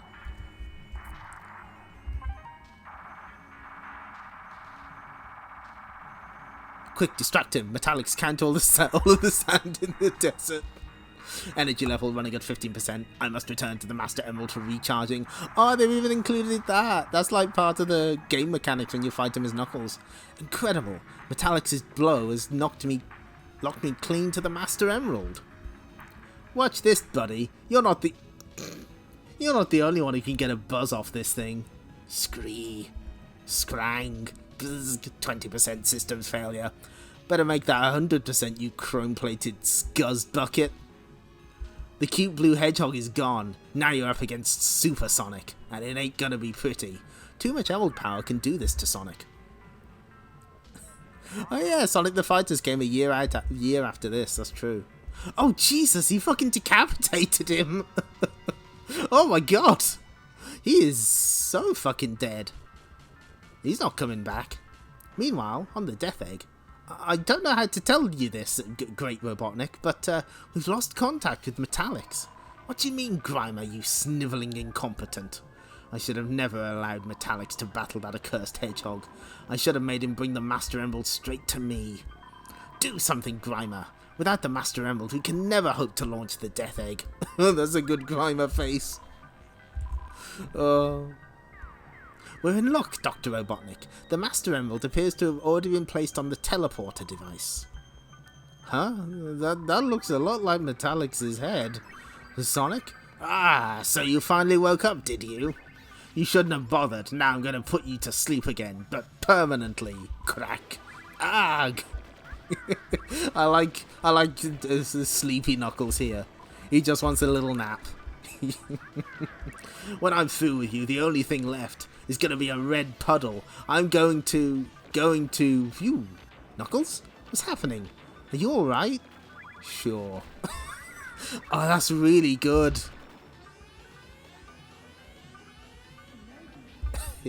It's going to be a red puddle. That's so dark. That's the kind of shit Mean Machine would say in a 2000 AD comic. Just ripping and tearing at robot guts, you know, the usual. When I'm Super Sonic, I can't control myself. Never mind all that, Sonic. Sonic, I don't care. I don't give a shit. Look, the Master Emerald. It's gone. Without its power, the Sky Sanctuary's falling apart. We've got to try and activate the teleporter. It's the only way back to the floating island. Sonic, do you hear that noise? Is it thunder? That's no storm, buddy. But whatever it is, it's big and it's heading our way. Next issue, disaster strikes. Oh, shit. Do we want to? Nah. 9 additional dunks. No, it's not rude. Dunks, for those who don't know, occur when the player leaps higher than your average high jumper and performs a spectacular move before slamming the ball into the basket. The cameras are still there to take a picture during these flashy moments. The running commentary remains clear and includes many more phrases. In fact, the game hardly goes by a second without something being said.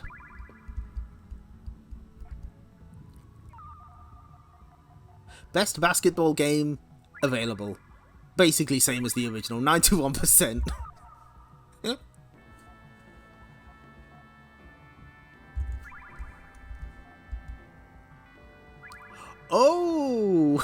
Oh shit. Okay. Okay, we have to fucking do this. What score did Beavis and Butthead get?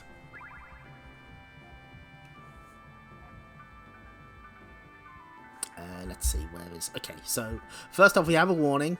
This game is not suitable for younger readers. Please check rating before you buy. Beavis and Butthead, stars of MTV's cult cartoon, have come to the Mega Drive and brought their air guitars with them.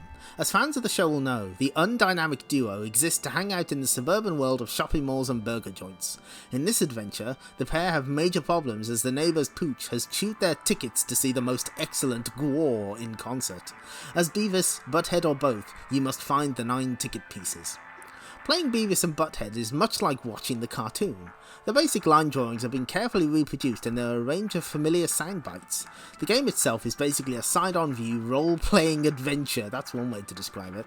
Beavis and Butthead begin with their own built-in weapons, less said here the better, which they later replace with more serious hardware. Your search takes you over 6 locations, accessible only by channel surfing, and winds up at the War concert. The best thing about Beavis and Butthead is the puzzle element, which forces you to think as they do. A good tip to follow is not to do the expected, just the most disgusting thing. For instance, there is the use of a dead rat. The 2-player mode is by far the most fun, as both characters can easily be operated simultaneously, and they work well as a team. Sensibly, there is a password option which keeps the game flowing.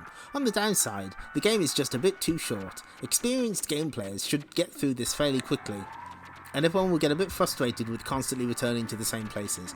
That said, after I stopped being grossed out by the characters, I found that Beavis and Butthead was a serious challenge which kept me interested throughout.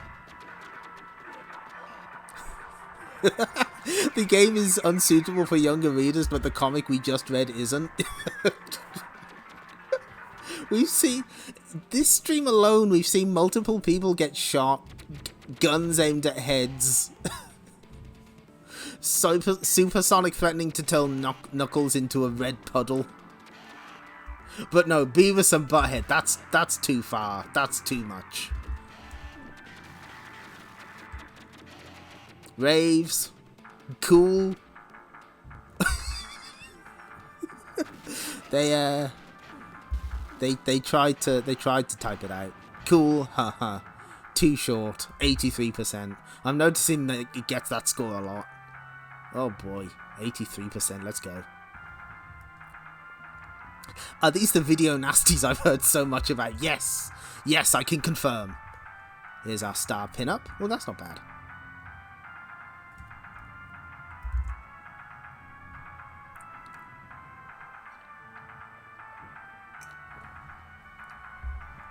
There we go. Okay, so... Shinobi, Power of the Elements, Part 4. Now, this is actually a 7-part one, so that's why we're going to try and get all of it done tonight.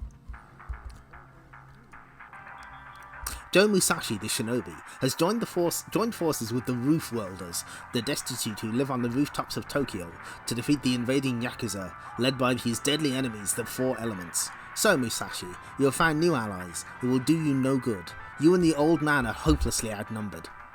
Shadow Dancer. Oh, is it Shadow Dancer playing?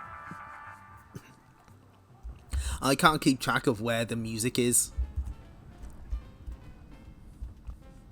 because it goes on for like 2 hours. You cannot hope to prevail against the power of the elements working in harmony. Krakoom. You see? Earth's earthquake power throws you off balance. You are open to my attack. Woman, your words tire me. Be silent. Wow, rude. Put away that toothpick, little man. It is useless against me. Kia! Cling. Whap. Ah! That's a good action shot, though.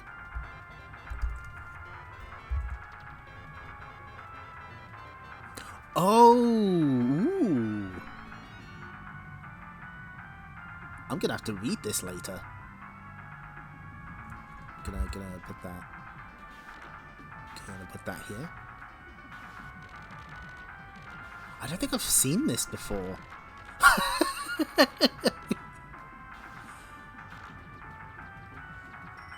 I'm gonna that's gonna be my evening reading. Gonna just pop that there. Okay, where were we? Here.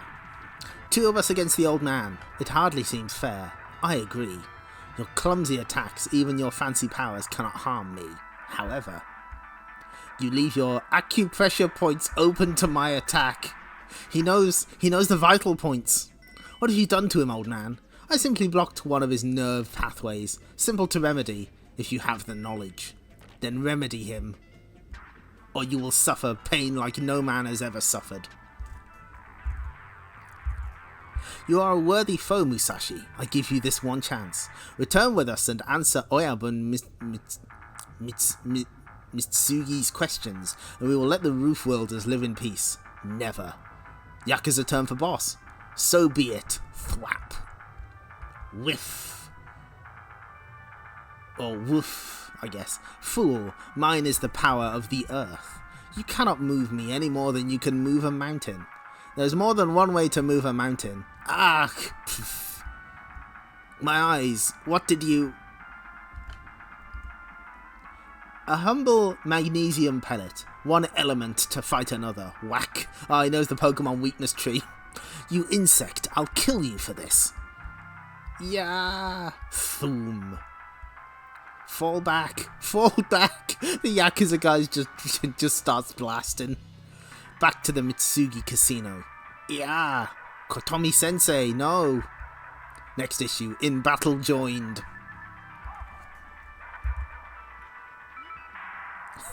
one of 708 Keiraku Hiko, Meridian Channel Hidden Points, Megadroid. God, I wish. I wish you would have explained that.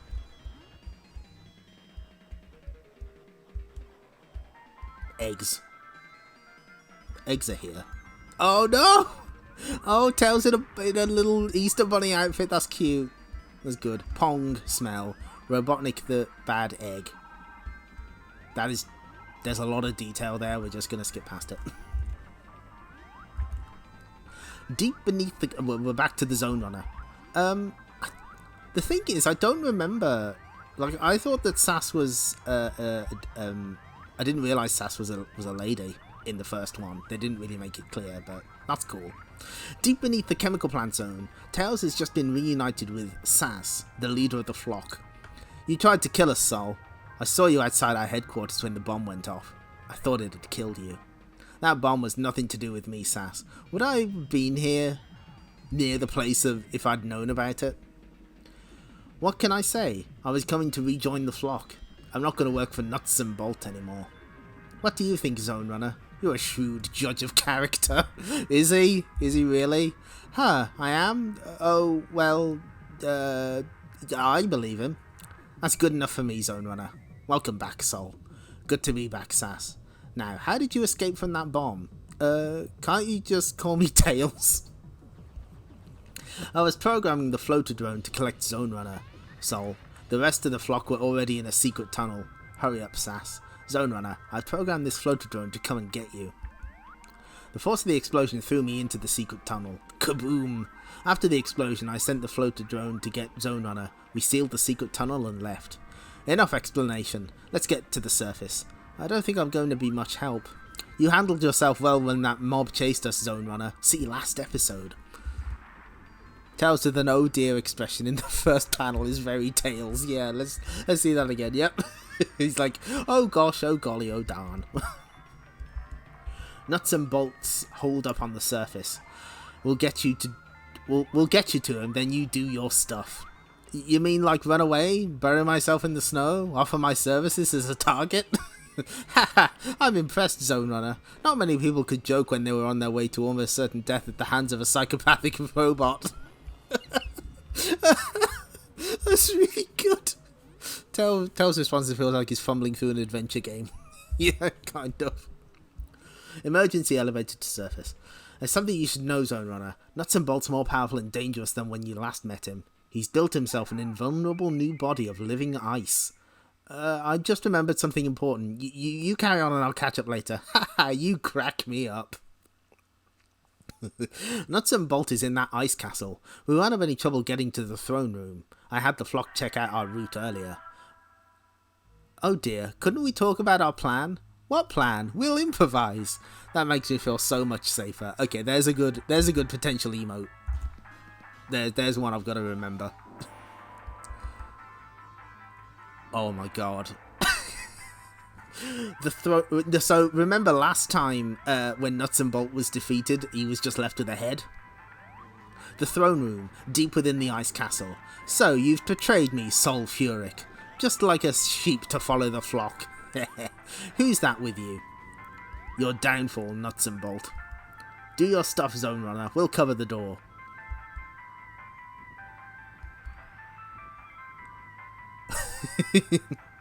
Who's that? I can't see anything with these on.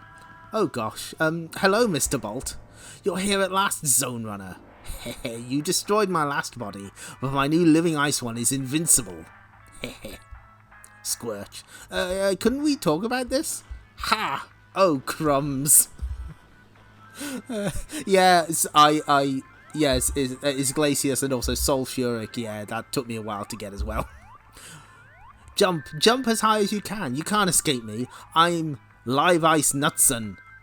Heh. Hee. Bulletproof. Badam. Bzing. Kzing. Badam. You can't stop me, but I can stop you. Heh. Leave them alone, you big bully. Youch, did you know you have a hot head? Badam. Kzing. Zing. Smack. Uh-oh. I'm glad Sonic can't see me now. Now for you, heh. I have absolute control over the living ice. Without me, it would fall apart. A bit like you're about to. Teehee. Any last words, Zonerunner? Could you call me Tails? Nearly everyone else does. Gulp. Did. Next issue. Tails end? Question mark? They won't kill Tails. For every boomer who has successfully completed Sonic and Knuckles, there are plenty more out there who haven't. So let's see you knuckle down to more games revelations courtesy of David Gibbon. Once you get past the propeller section, you may become stuck. The idea is to go right, down, then left and jump over the power skis. What? Power ski... But... Huh? What are the... Power ski... What? What are the power skis? What are you talking about? Continue left and you'll be heading the right way. When you reach a part which has parachuting bombs, you may find yourself stuck again. Just wait here until a hole appears in the ground. Yeah, that one would get people stuck. We've had lots of requests for a level select cheat and Game Genie codes, but unfortunately not all have come to light. But don't worry, boomers. As soon as they do, the Q-Zone will keep you posted. In STC44 Sonic & Knuckles special, I noticed that you didn't explain how to get past the second boss in Act 2 of the Lava Reef Zone. Please save my sanity and tell me how this is done. Oops-a-daisy. Many apologies, boomers. I'll put your minds at ease right now with the solution to this boss-beating problem. God, I wish it, launched into the explanation of, how to fight Reptile in Mortal Kombat. Like that one time. Ooh.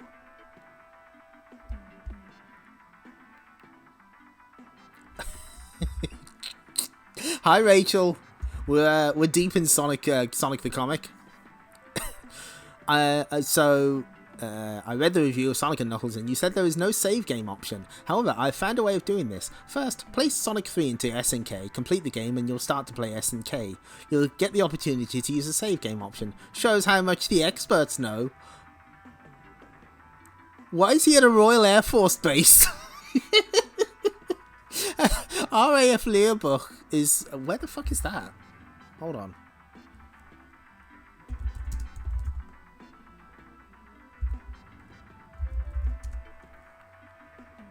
Well, first off, they spelled it wrong, I think. Oh, no, they spelled it right. I'm just an idiot. Yeah, this... That's a letter from a Royal Air Force station. What the fuck? Located in What? Excuse me. Yeah, this is a... What? It's an RAF base in Germany. Oh my god. Wow. An army brat, or he got a mature boomer. A lot of time on standby in the 90s, yeah, true. Oh, okay. There is a Doomsday Zone in Sonic & Knuckles, Jack, but it's extremely difficult to get to. First, you need to plug Sonic 3 into Sonic & Knuckles. Then you need to complete Sonic 3 with all the emeralds, and thirdly get through Sonic & Knuckles with all the emeralds to finally reach the Doomsday Zone. A very tall order indeed. If there are any supersonic genius type boomers out there who have reached the Doomsday Zone, then please write in, with proof of course, as we'd really like to see your dazzling efforts. First, buy 2 games. Okay, well, it's back to Captain Plunder and his Sky Pirates. You know what? I'm just gonna go back for a minute, just in case. This is Simpson the Cat. Simpson the Cat is the best original Sonic the Comic character. He's basically like a 50s cartoon character come to life. So he can do shit like use question marks that appear above his head to unlock doors, and paint holes in the floor and make people fall down them. He rules.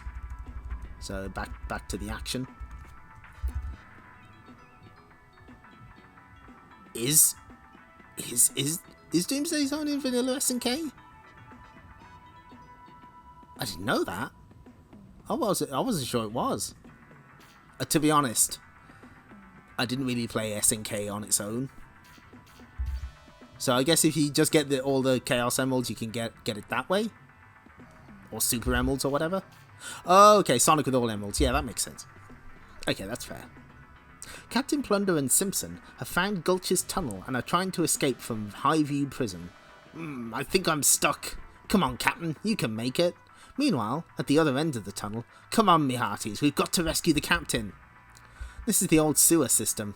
All we have to do is find the right tunnel and we're out. How do we know that? It's as black as pitch in here, Cat. I have an idea. Ping.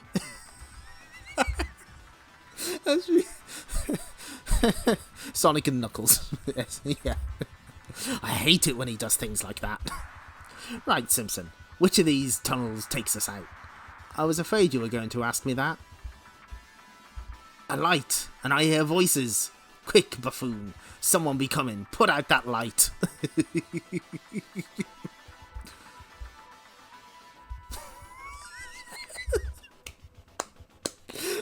Shin Nihon Knuckles.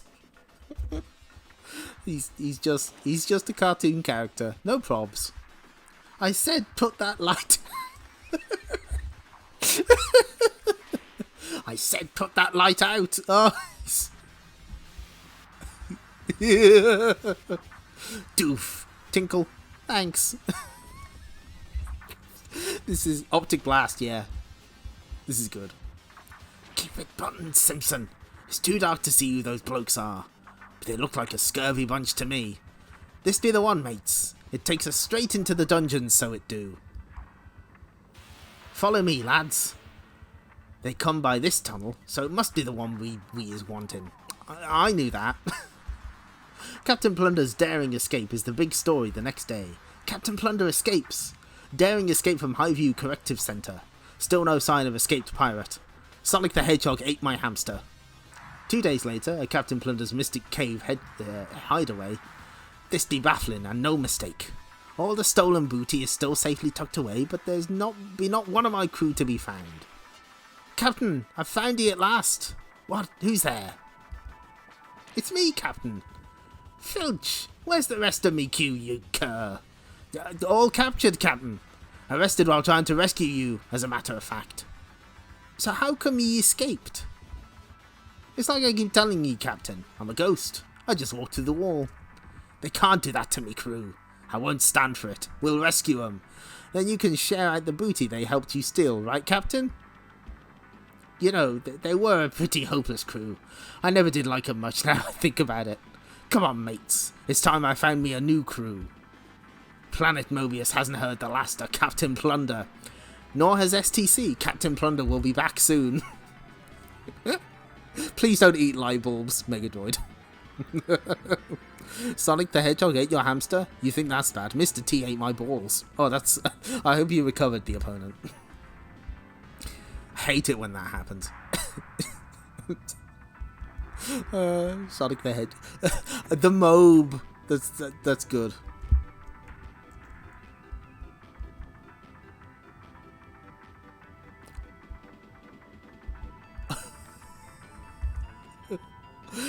X ate my hamster is a reference to a famous tabloid headline alleging comedian, citation needed, Freddie Starr ate a hamster. That is true. And that is the basis for Rockstar Ate My Hamster, the microcomputer game.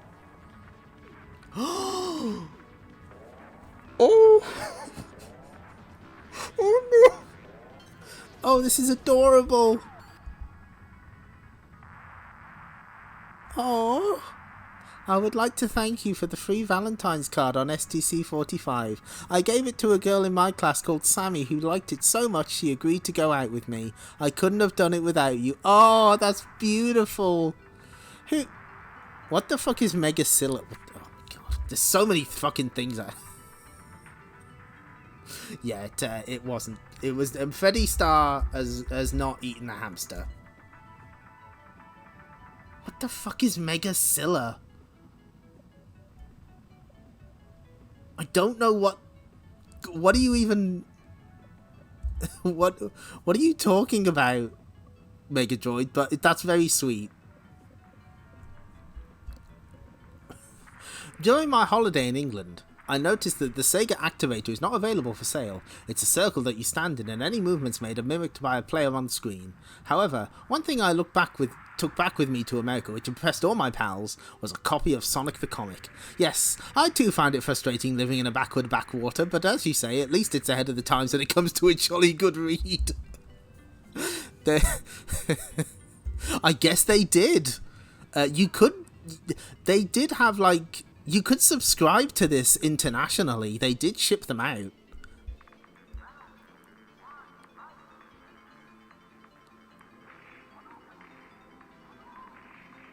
Oh, not everyone has a photocopier, Megadroid. Those things are expensive.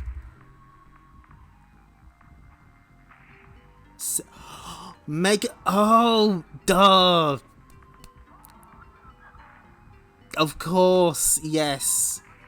It was Cilla Black. Yeah, okay. She hosted Blind Date from Liverpool. Yes, okay. No Activator. What a pity. So yeah, it wasn't published in the USA, but like they like you could order it and have it shipped out to the US or Europe in general. But there were Europe-specific versions also. What's 51 and still covered in tattoos? STC's next issue. More free gifts. Plus Tails, the tail end. Sonic's World, Brotherly Loathe. Shinobi. Pin-up Shinobi and Shinobi battling on. STC, it'll leave its mark, whatever that means. Oh, shit. Sonic's Double Tonic, shaken or stirred. Sonic in disaster.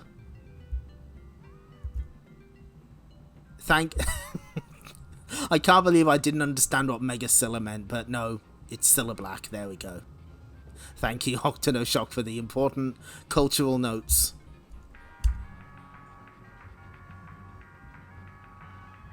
Okay, you know what? I just need a quick break. We've been doing this for 2.5 hours almost. We are... How many issues in? 51. Let me figure this out. So 47, 48, 49, 50. Hold on. Yeah. I think we've got 3 issues left, so we can get this done. we can get to the end. But for now, we will be back in 5 minutes. Where's the button? Where's the button that makes this stop? Hold on, wait. There we go.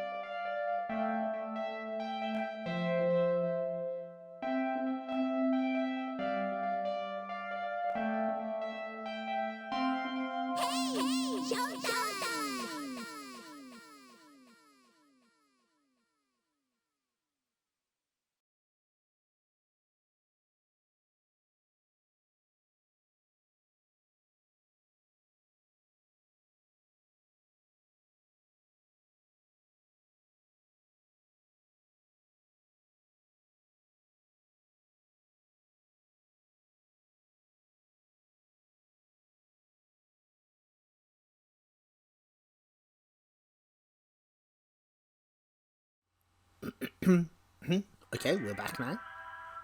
So, right, 3 issues left. Let's go. We can do this. Sonic the Comic. 12th of May, 1995. So, who's this mysterious hedgehog? 3 tattoos missing? Alert your newsagent now. Grab them by the lapels. Oh, hang on. I think this is the first appearance of Amy's proper costume.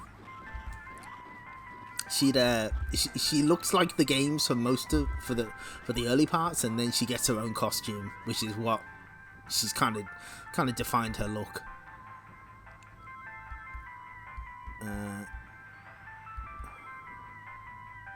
Hey, Taz is out of the Game Gear charts at least, but Sonic the Hedgehog 2 continues its dominance, unfortunately. Welcome screen. Hey boomers. Still stuck on tattoos? It's just as well we're giving away a second free set this issue. Get sticking! So much to say, so let's get cracking. Sonic takes on a double whammy this issue with his first steps towards disaster. Plus he comes up against the face from the past in Sonic's world. Tails is almost thawed out in the concluding part of Zonerunner and The Big Freeze. Battling the elements is no sweat for Shinobi. In fact, our model warrior even finds time to pose for a pin-up. Blow up those balloons, boomers, because there'll be a party-popping excitement in STC 53's second birthday issue. It will feature a brand spanking new Sparkster series, so Rocket Knight Adventure fans will be over the moon. And that's not all. Knuckles returns for a truly chaotic time. Plus there's a racy double-page Sonic Drift Racing pin-up. Please don't phrase it like that. Please don't. I'm begging you. So, yeah. I was gonna say if you got the Rocket Knight Adventures re-release, physical versions come with the comic, but then I remembered it's limited run game, so I assume they haven't made them yet, and you know, at least it's not strictly limited, I guess.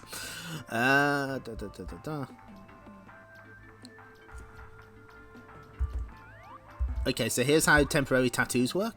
Mark yourself out from the crowd with the second set of STC's terrific tattoo collections. These specially selected tattoos, handcrafted by robots, are only available to readers of the UK's top-selling video game comic. Designed to let you show off that you're an STC boomer, a Sega player, and a major Sonic fan, all in one. Remove the covering sheet.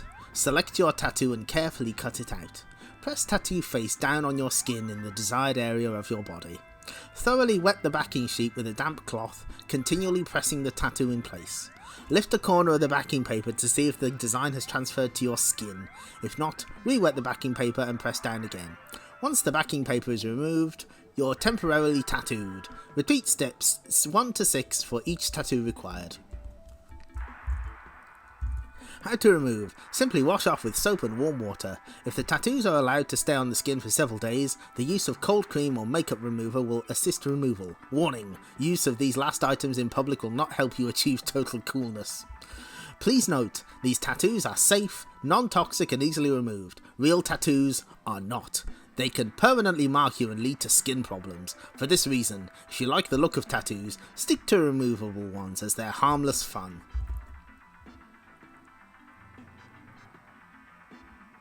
Brand your flesh to pledge your fealty in a safe fashion. Dr. Robotnik has finally got his hands on the Master Emerald. I don't like the look of this one bit. Disaster, Part 1.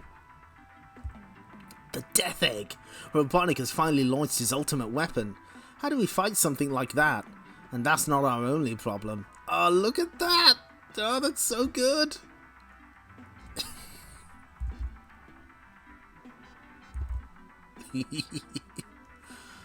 I've done it. Nothing can stop me now.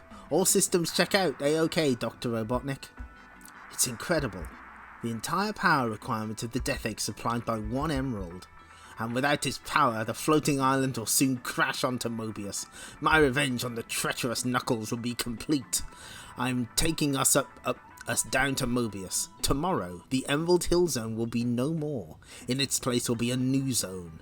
I think I'll call it the Utterly and Completely Destroyed Zone. Oh, well now. What have we here? Oh, that's a good Robotnik face.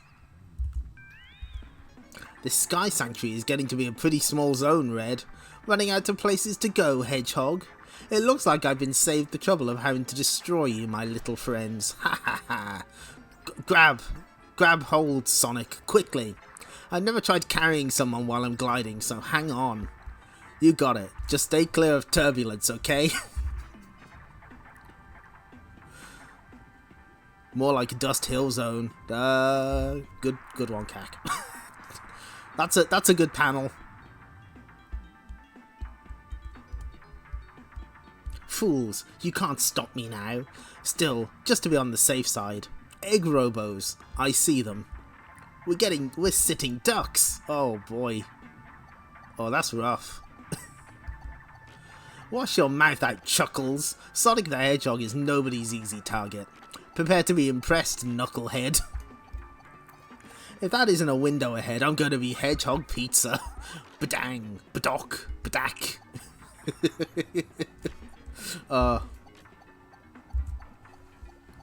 Smash. Looks like I'm on my own, unless you've learned how to glide upwards. I'm going down to the floating island. I have an idea.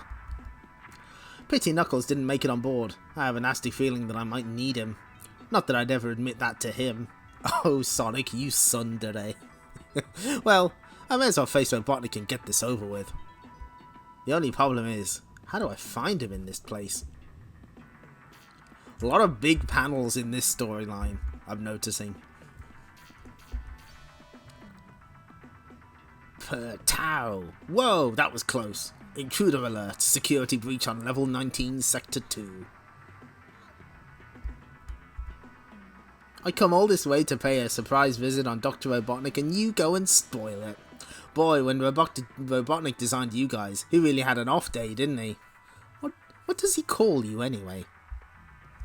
Speak up, I can't hear you.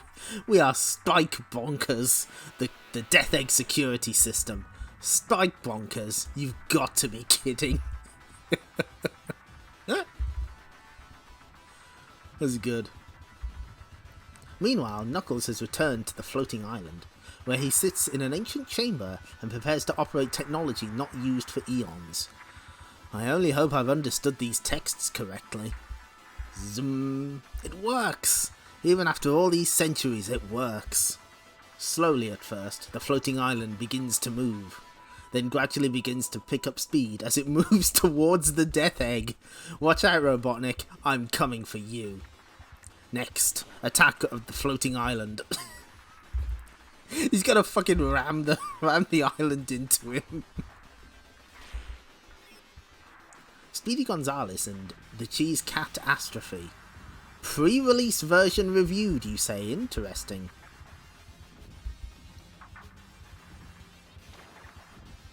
Fans of the platform format will find all the essential elements here.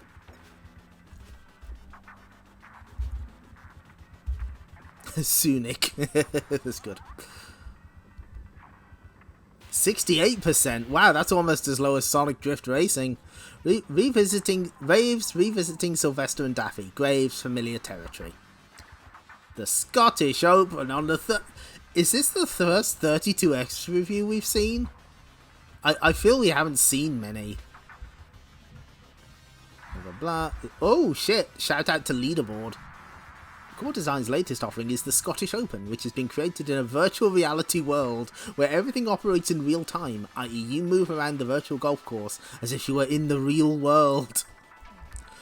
The golfing gameplay is simple. There are no complicated menus to go through, just point and click and you're away. High quality graphics were designed on a Silicon Graphics workstation, producing smooth animation and clearly defined courses. If you don't normally like golf, you'll find the Scottish Open an exception. It's great fun, especially when playing with friends, and who knows, you might even end up winning that mystery prize. What? Oh! Oh! Oh! Is a cancelled game that got moved to Saturn Well, this is weird because if that wasn't enough, there's also the Core Design Challenge to take a swing at. The software publishers are offering a real prize to the first consumer to complete the challenge and send off an entry form. The prize is yet to be decided, but it certainly injects some genuine excitement to the game. What the fuck? So, that's not how virtual reality works. Brilliant graphics, similar to PGA Golf. It was renamed Virtual Golf. Interesting. What happened to that prize, though? Who has the core design prize? Who's keeping it from us? Shinobi pinup? he's fighting the guy on the cover of the Master System Shinobi. Why would this be an exception if you don't like golf? Listen, the ways of the Sonic the Comic review crew is mysterious and vague. We'll never understand. The price became virtual as well. So did Virtual Golf have the competition? I must know. Oops, nope, whoops, too far. Nope, don't want to read about the Scottish Open. That's not the only unreleased game we get a review of, by the way.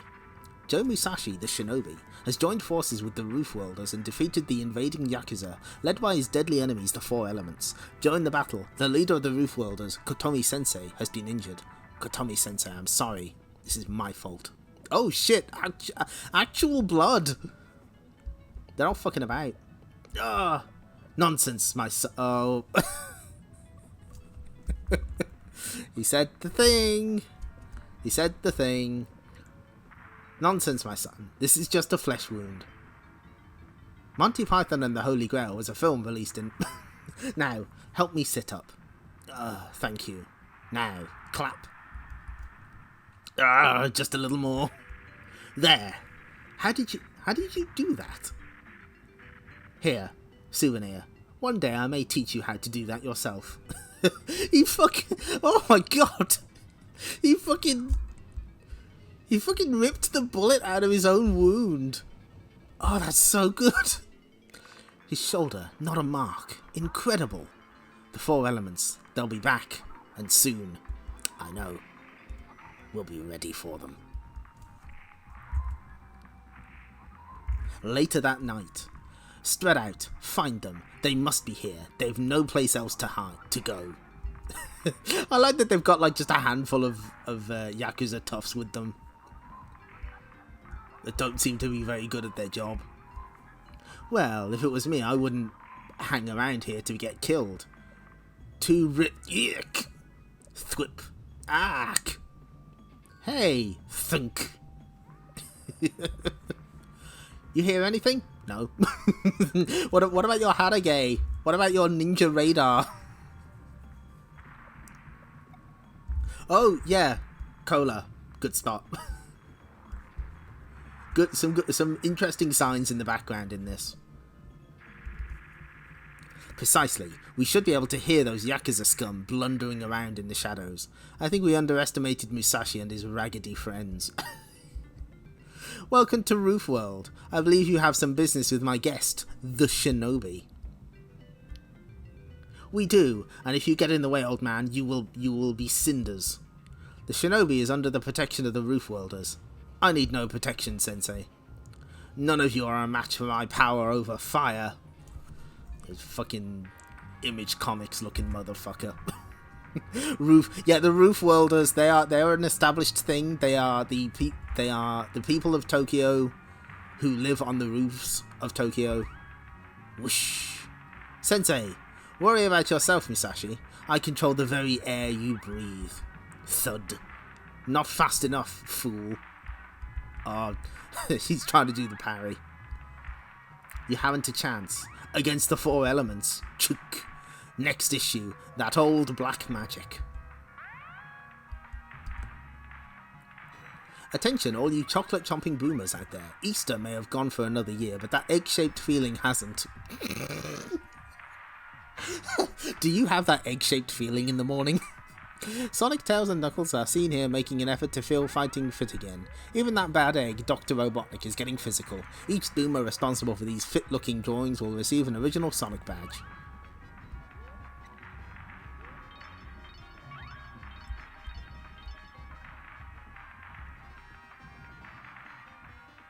What's that? Hold on. I've gotta rotate this. So that'll be 180. Sega Dome. Okay. I was trying to figure out what it said on the map there. Rotate. Do not rotate. There's a whole world on the roof with people on it. Never turn your back on black magic, it's true. Oh. That one's pretty great. That one's pretty good. I'm a big fan of I Love Exercise Knuckles.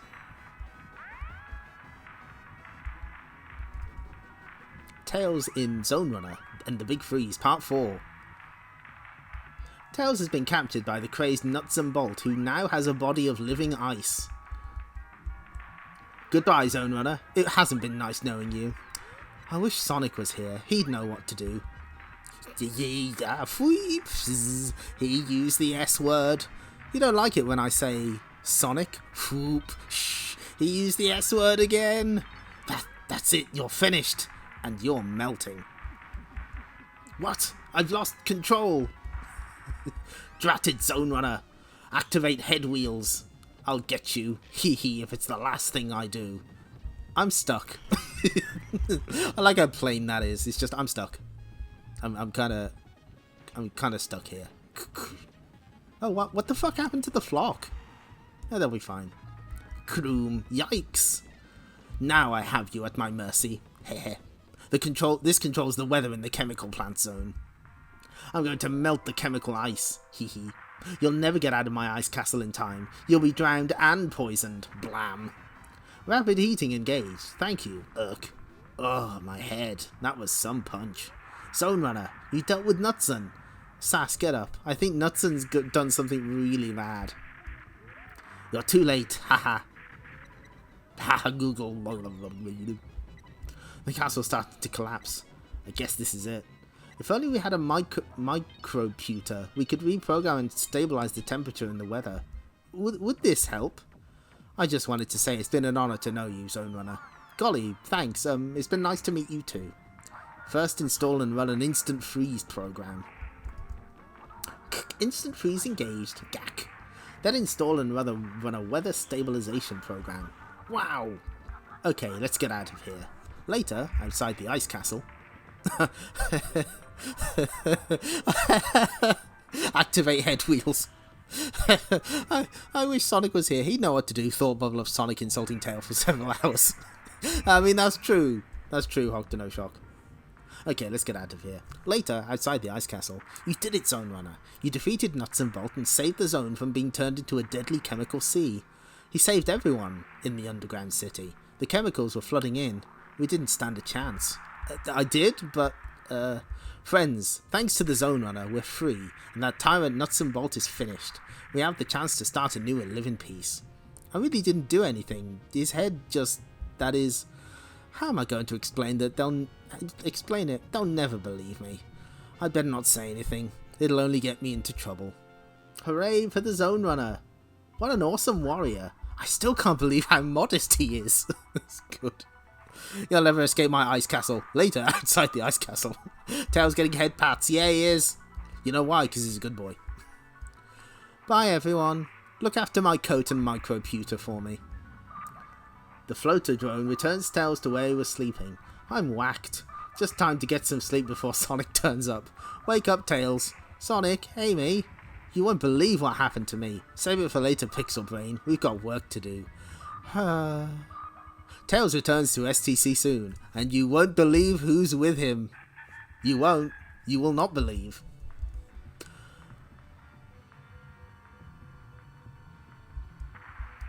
Okay, so Earthworm Jim, the hint, toilet. Good hint. Yeah, no, that's good.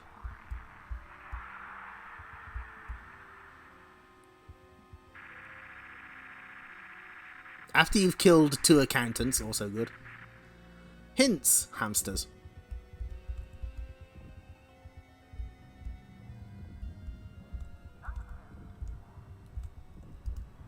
Okay, so those are actually decent tips for this. Always situated near to an accountant. Hit them with your whip to open a nearby gate. Understood. Tails getting headbats. Hazards, accountants. Face from the Past, Part 1. Okay, here we go. Grimer's laboratory on the Death Egg. I trust everything's still on schedule, Grimer. Yes, yes, Doctor, let me show you. Amazing, but is it up to the task? My mission is to infiltrate Sonic's outlaw group, gain their trust, learn their plans, and destroy them. Look at him! He looks like Sonic! When's Puppy Love? That's, we gotta wait for that one. The Jungle Zone. Planet Mobius. Oh shit, we're going to the Master System zones for this one. Look, Sonic, right on time. When I give the word, Tails. Now. Outlaws! There are only 2 of them. We can handle them. There's 5 of us, actually. Ambush! Oh shit! So Amy's got her new costume. This is what she'll be wearing for the rest of the run, I believe. We haven't been introduced. I'm Sonic. Kabash. He's just gone to pieces on meeting you, Sonic. Brack. Yay, it's my turn to release the prisoners. Freedom. Way. Thanks, Tails. Oh, it was his turn. Oh, look at this Looney Tunes looking motherfucker, Porker Lewis. We must be getting good at this. That was easy. Yeah, maybe too easy.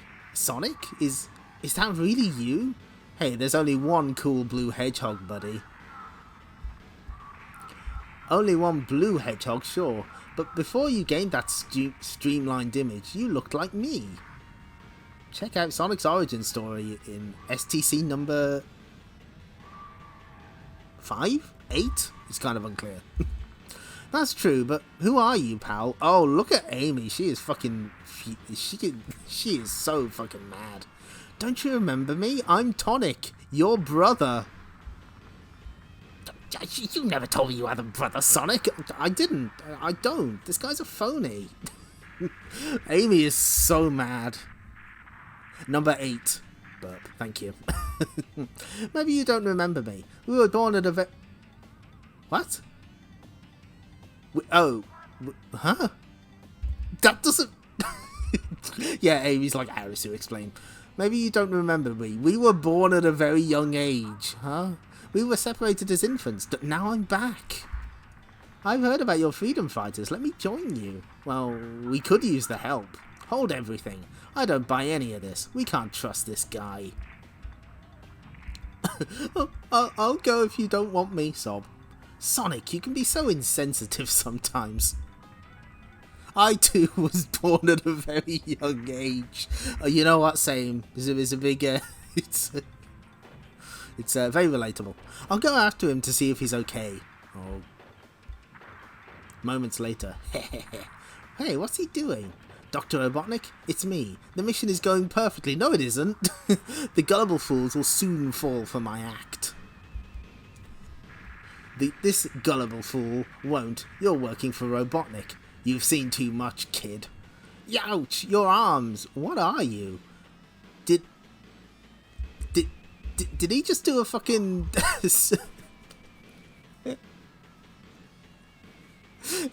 That's the move from Terminator 2 where the mom kills the dad in the kitchen. Your two-tailed fox buddy is dead. My deception is discovered. There's no further need to pose as Sonic's non-existent brother. Ugh. Now I will transform into my true identity. Metamorphia, the shapeshifter. Oh golly, I wish Sonic was here. Next issue, Tails you lose. You might remember Metamorphia from previous issues where she's literally done this shit before. Metamorphia has already done this, pretended to be Sonic. That's just a thing that Metamorphia does. Insensitive sometimes.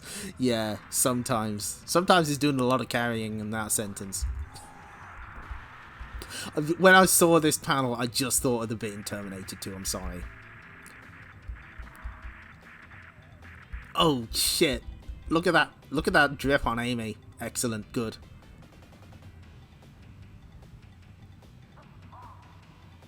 I hate to say this, but your reviews are printed way too late. When you reviewed Urban Strike, it probably would have been taken less time to enter the red zone.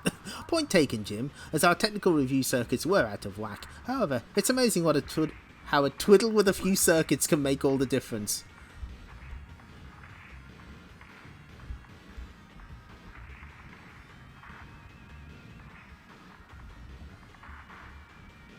Let's see. Okay.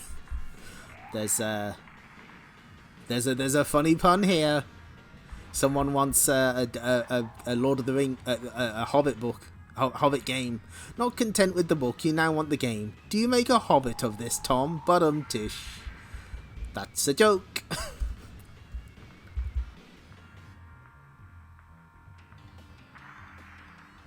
Tom's wish will come true in time. He's got to wait a couple console generations, but it'll happen.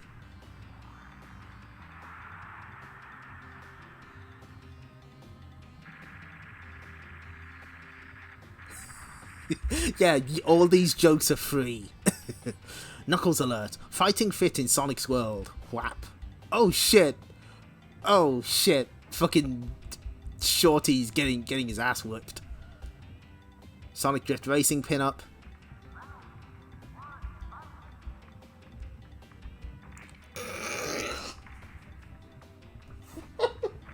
PJ and Duncan go snowboarding. Yes. That's what we wanted. Yeah. PJ and Duncan were the previous identities of Ant and Dec, who host... Do they still host I'm a Celebrity? I don't know. They're like variety program hosts. They were on a show called Biker Grove.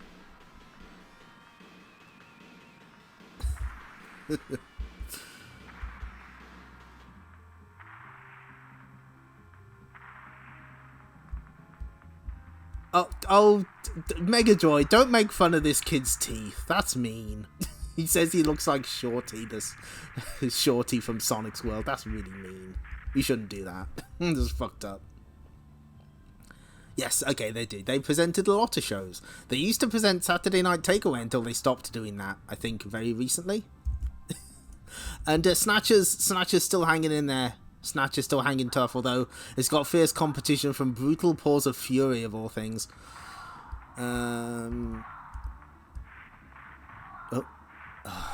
Sonic the Hedgehog 2 is down to number 5 on the Game Gear. We will be rid of it soon. Someday. Hey boomers, welcome to another fun-filled issue of your favourite read. Want to find out what tantalising treats lie ahead? Then read on. Trouble abounds for Sonic in Part 2 of Disaster. There's more all-out action in Shinobi, not to mention the conclusion to Sonic's World. Plus there's trouble brewing in STC's complete special story, Knuckles vs. the Cybernick. Extra Sega-sational surprises include a vrooming good Sonic Drift Racing pinup. Plus, Sporty Boomers will find the Sega snowboarding feature a cool read. That's a joke. The countdown lessons for STC 53's second birthday issue, brimming with delights such as the brand new Sparkster series. There's also the start of a new Knuckles story called Chaotix. It's all changed prize-wise with the graphic zone and speed lines, plus there's a chance to win an excellent Sonic & Knuckles denim jacket and Mega Drive games. So don your party hats and get ready for STC's Great Birthday Bash next issue. Funny how there is still no 32x sales chart. A clever observation. Oh man, like Brutal feels like a game that they put so much work into and it just kind of plays like a butt. It's a shame. Anyway, Disaster Part 2. It's finally happened. Dr. Robotnik has launched his ultimate weapon, the Death Egg. For real this time, boomers. Remember last time when we faked you out and killed Sonic and Tails on every page? And now, fully powered by the stolen Master Emerald, Dr. Robotnik prepares to exact his final revenge on Sonic, the destruction of the entire Emerald Hill Zone. You were a fool to try and attack me here on my Death Egg, Sonic. Now you are my prisoner. Your prisoner? Dream on, Lard Deli. I lost my way and these tin heads helped me find you, that's all. Very funny, rodent. Still, I'm rather pleased that you're here, so I can show you just what my Death Egg is capable of. Grimer, lock the targeting computers on the Emerald Hill Zone and power up the disintegrate array. At once, Master. The Master Emerald. I like how the Spike Bonkers are looking at him like, oh, what the fuck's he doing? Are you going to keep an eye on him? The Death Egg is propelled by... No, that's not P. Locked on target, Disintegrator will be ready to fire in 10 seconds. 10 seconds. I'm gonna have to move fast. That's my specialty. Disintegrator ready, Master. Then fire, you idiot, fire! I'm not gonna make it. I've failed. Scroom. What's happening? Grimer, what was that? We appear to be under attack, Master. It can't be. There's nothing on Mobius that could possibly pose a threat to the Death Egg. Master, I think you ought to take a look at this. It's impossible. The floating island. It's coming after us and it's firing at us. Oh my god.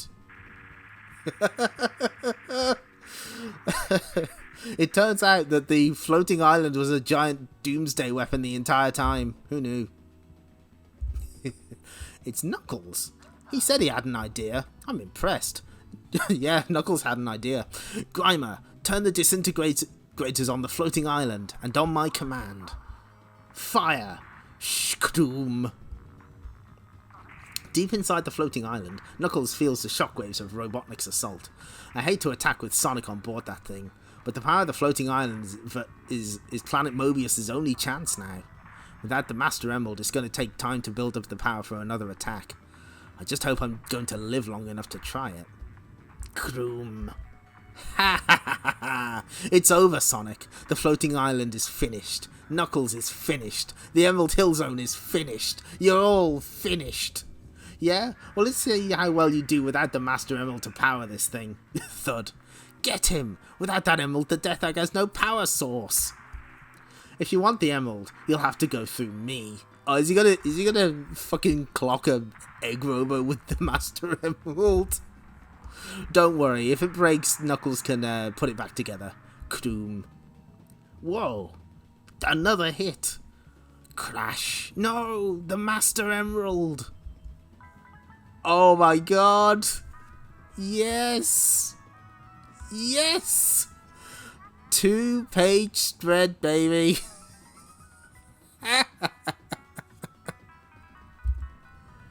Oh, we gotta zoom in to read the dialogue first.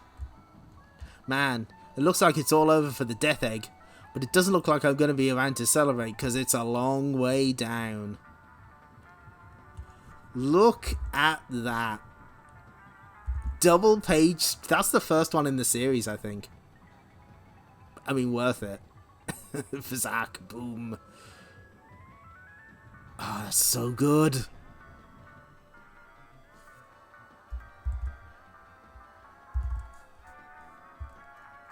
Hell yes. Next issue, Down and Out. Sega snowboarding, deck and out. What? What? Why would you? Deck and Ant, huh? Okay. Also known as PJ and Duncan, hit the slopes. As you lounge around on such a fine spring day, think back to that teeth-chattering time you Humes called winter. Okay, now think snowboarding. The sport, which hails from California, thus like surfing, skateboarding and skiing in one. Is that true? Do we have any Californians that can confirm? Well, it's hardly surprising that the coolest of software video gamers, Sega, decided to get involved in the fastest growing winter sport ever by sponsoring the top snowboarders in the UK, hence the Sega 32X professional snowboarding team was born. Sega invited some well-known faces to spend the day on the slippery slopes at the team's favourite training spot, the Snow Dome. It's the only snow-filled indoor slope in Europe. Oh, where was the Snow Dome?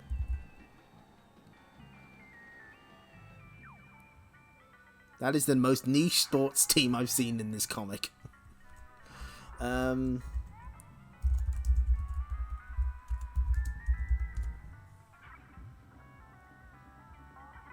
Oh, shit, that was Tamworth. I used to live sort of near there.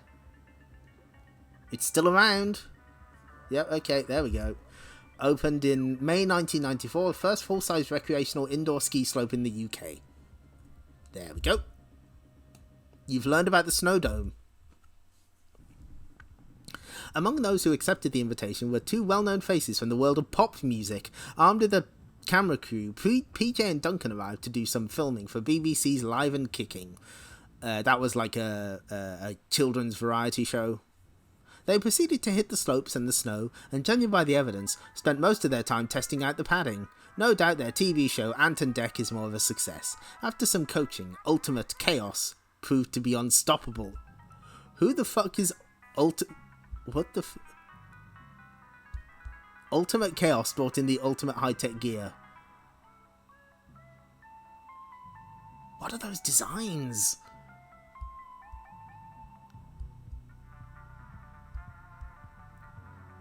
Normski takes control once again.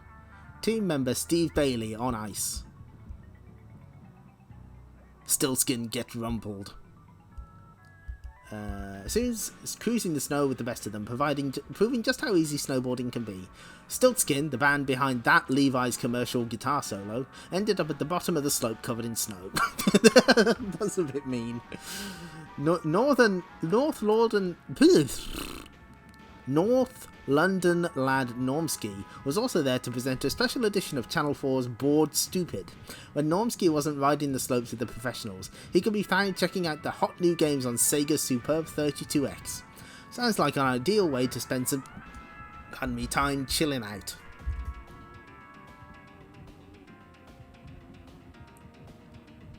Oh, okay, yeah. Okay, I understand.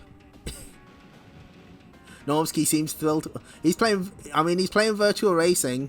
That's probably the best he could do at that point. Oh, I'm not reading them. Deck on the left. Yes, okay. That's why they phrased it that way. I understand now. He pogging.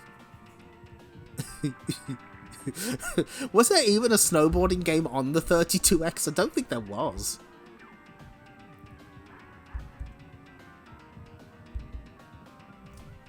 All in all, it's not a brilliant conversion, although it's... Is this like a... Oh. Okay. It's not a brilliant conversion, although it's a nice alternative to the more familiar soccer, golf and standard sims. What? For cricket non-enthusiasts, it will almost certainly be both dull and largely unintelligible. That said, as a cricket lover, I found it quite absorbing. I was glad of the battery backup, which meant I could return to a game in progress. Better still, I had the pleasure of bowling Brian Lara for a duck at our first encounter.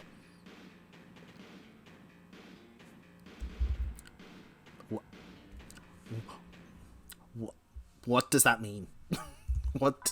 I'm British and I don't know what that means. Raves, fun for cricket fans. Graves, not a good one-player game. Oh well. Oh, fuck it. No time for anything else. Cricket is a land of contrasts. It is true. So, whoosh. So the old man has been teaching you his sad magic tricks. It will do you no good against my earth power. Oh shit.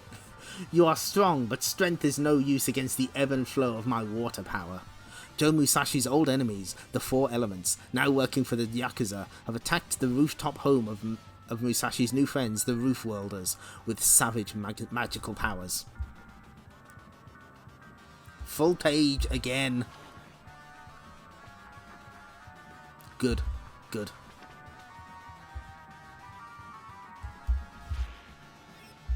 Okay, let's go back. Chic. You are so predictable, Musashi. You think I need a sword to finish you? Whoosh. You're so clumsy, it'll be the death of you. Happy landings. You're only delaying the inevitable. You can't hold on forever. Pity you can't fly like me. With a mighty pull, Musashi launches himself towards air. What? Are you mad? My power can't hold both of us up. You'll kill us both. Suits me. As a ninja, I'm not afraid to die. What about you? Ah, no. Wham. Oh, jeez. As I thought, just another windbag. Wow, rude. Now, young man, let's see what you're really made of. Thok. This is what I'm made of. Thwick. Thack. Whoomp. Good noises. A duck is a cricket term. A batsman's dismissal with a score of 0. Thank you. We're learning. We're learning. Poison hand technique? Question mark? Correct. You'll be dead within the hour. Sensei. No. Next issue. Dead man's hand.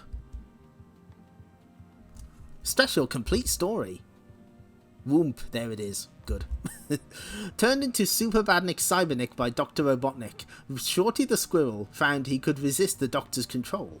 Calling himself Short Fuse, the Cybernik, fighting against Badniks in a one-squirrel war against evil. Another attempt by Robotnik to recapture me bites the dust. This story takes place before current events in the Sonic story. Thanks. Think you can outfly me, pal? No way. I never give up. It's heading for the floating island. I've never been there, but I've heard the legends. Trespassers. So let's keep in mind what Bobinator said about the endings of these shorty stories. Trying to outmaneuver me now, eh, Badnik? Come here. As if a second-rate Badnik like you could outfly Short Fuse the Cybernik. Kroom. Yow. Who? The name's Knuckles, creep. And I don't like badniks like you on my island. You got it wrong, buddy. I'm an enemy of Robotnik. I'm on your side. So, whoa, Knuckles is pissed. They eventually give up on trying to square where these stories happen in relation to one another. Yeah, that makes sense. It's probably a lot to keep track of. Save it, pal. I've had enough of Robotnik's lies. You came here looking for trouble. You found it. Kdak. Whoa. Wow, Shorty just fucking eating shit. That's good. Impressive. Most badniks would be in a dozen pieces by now. I told you I'm not a badnik. My name is Short Fuse, and I've got a short temper. Get the picture? Zwam. You know what's weird? Who's the artist on this? John Moore. You know what's weird? This kind of looks like the earlier Archie stuff. It doesn't really look like Sonic the comic. Get the picture? Whap. Not quite. Care to draw me a diagram? Ah, oh, stubborn dude, eh? Have it your way. I'm going back to Mobius. Tell your master Robotnik that Knuckles is still undefeated. Is this guy for real? Hey, those badniks are going to ambush Knuckles. He doesn't see them. Oh, coconuts. Behind you, Knuckles. Fazam. What? Oh my god, they're screaming. They're in so much pain. Oh, jeez. Oh, I feel really bad for really. Why would you attack other badniks unless I was telling you the truth? I apologize for doubting you. It's difficult for me to trust outsiders. Maybe you should learn to judge a person by his actions, not by his appearance. Yes, you have a noble spirit, Short Fuse. Sounds corny, but I can live with that. Time I return to Mobius. Thanks for the workout, buddy. Whoops. A powerful ally in the fight against evil, but if Robotnik ever found a way to control him, he could become the deadliest force on Mobius. The scan's a little cut off here. That's a shame.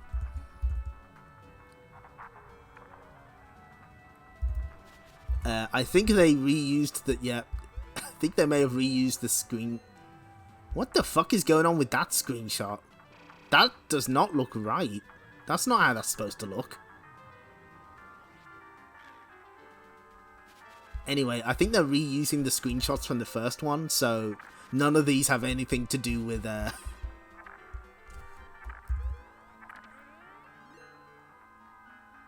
Knuckles' new series next issue. Yep, that's right. So yeah, they just use all the... Wait, what the... These are prototype screenshots, right?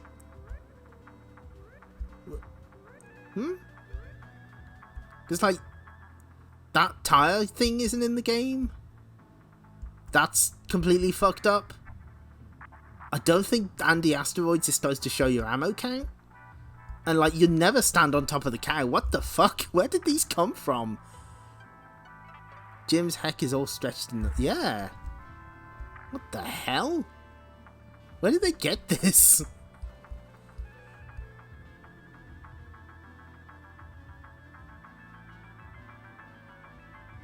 If you don't lose a few lives here, then you're a genius. Wow.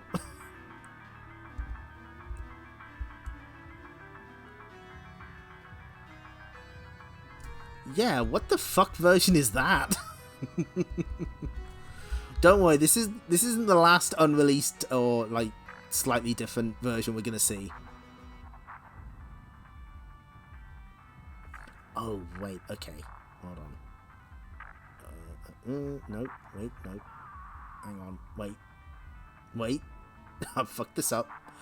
How do I? Okay, how do I turn the? No, I don't want to see the street. Oh, God.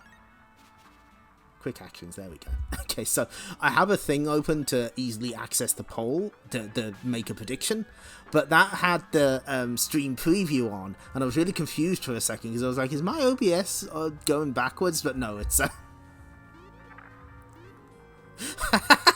EWJ long neck build. Do not research. Thank you, Shark. The video thumbnail should be Jim standing on the cow. No. We got way too many good faces. Someone claiming to be Sonic's long lost twin brother has been rescued by the Freedom Fighters, but Sonic has doubts about the character. Tonic ran off upset because you wouldn't believe him. Why are you so stubborn sometimes? Sometimes. Because I don't have a brother. I'm unique, remember? But he looked so much like you. Yeah, which means that he or she must be a shapeshifter. And there's only one bad dude I know with powers like that. Metamorphia. You followed me and saw me change into my true form, Tails. Now you die. And help? Anybody? Help? Last seen in STC number 31.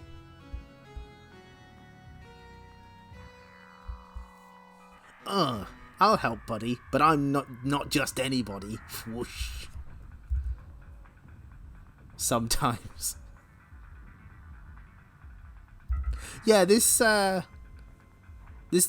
kind of cute. It's kind of a little exaggerated. I kind of like that. Yeah, Amy has maybe infinite patience.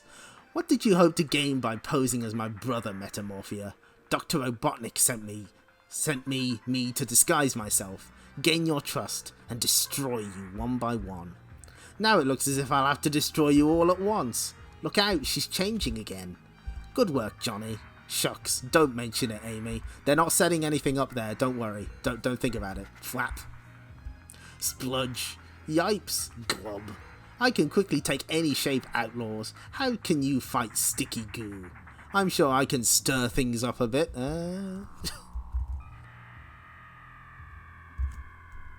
Yeah, those are some really good faces there. Amy's doing... It's very Looney Tunes, this kind of style. Kind of like it. Stop, I'm getting dizzy. Sorry to give you the runaround, Metamorphia, but you've got to face the fact that you're outnumbered this time. Gasp. Curse you, hedgehog. Oh, she big. I'll get you one day. Sonic, she slipped. Maybe she jumped. I've got a feeling Metamorphia has that escape route all planned out. I'm pretty sure that's...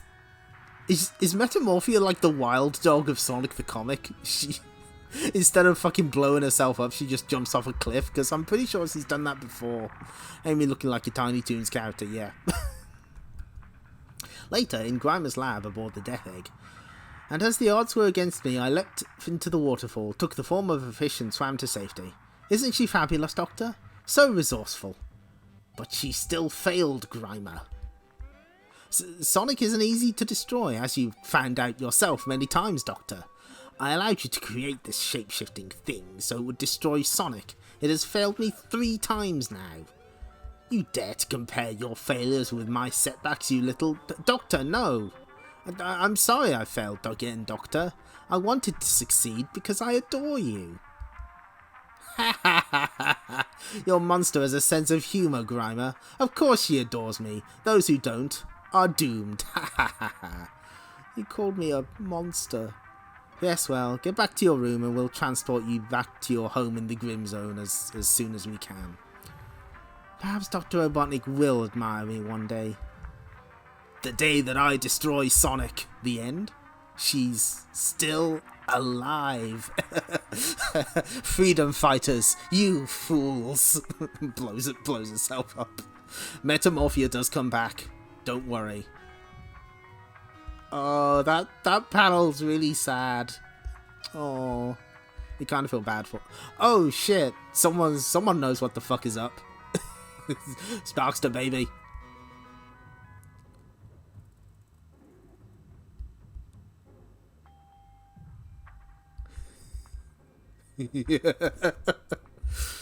Somebody's correcting Mr. Gibbon.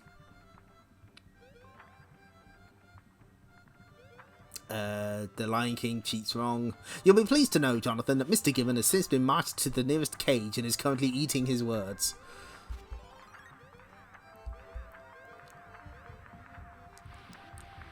Let's see. Dear STC, I'm a big Knuckles fan and was wondering if your publishers would consider a KTC, Knuckles the Comic. That'll give the Humes who think they're in charge something to think about, Dan. In the meantime, the Red Dreaded One returns next issue for the start of an exciting 6-part series called Chaotix. Definitely not promoting a certain 32X game that we need to sell. Push KTC. I mean, there was a Knuckles special that we'll have to read at some point. Happy birthday to you. Knuckles returns. Sparkster. Sonic and Knuckles Jacket and MD Games win. Sonic the Final Disaster. And Shinobi a fight to the finish. STC 53. 2 Sega Sational Years. On sale Saturday 27th of May 1995. I tell you what. I just need a drink. I'm just going to get a quick drink. We'll probably be back before the music ends, so I'll be right back. Oh, wait, hang on. Wait. Before we do that. What are the prizes now? Wave goodbye to these Sonic Water Fun games, boomers, and check out the new prizes available from STC's next issue, including Graphic Zone. Okay, we'll find out what they are. Okay, right, we'll be right back. It is tea time, you're right. Okay, back in a second. Breaking contact. Breaking contact. Breaking contact.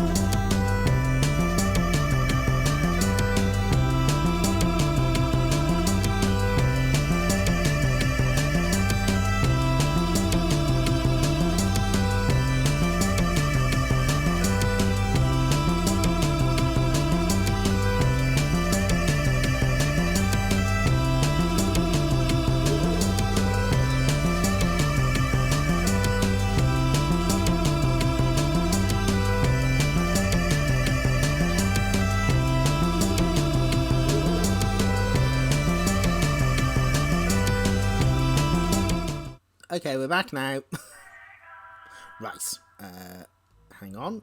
Where is button? Here we go.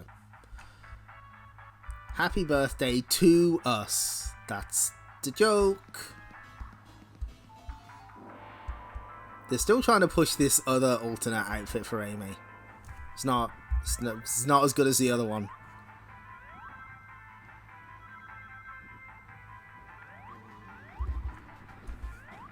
But we get to see Sparkster. Hey boomers, what's the magical number? What's the magic number? All together now, it's 2! 2 mega years since STC went ballistic on you, and 2 megatastic new series started this very issue as we're in serious party on down mode.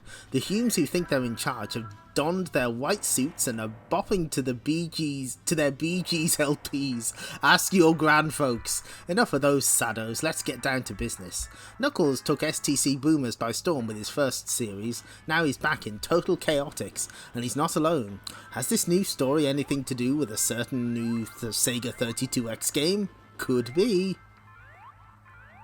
You've pleaded, you've begged, you've sent sticky iced buns. At last he's here. Sparkster, the last of the Rocket Knights, debuts this issue. Yes, Konami's rocket-powered superstar has made it to STC.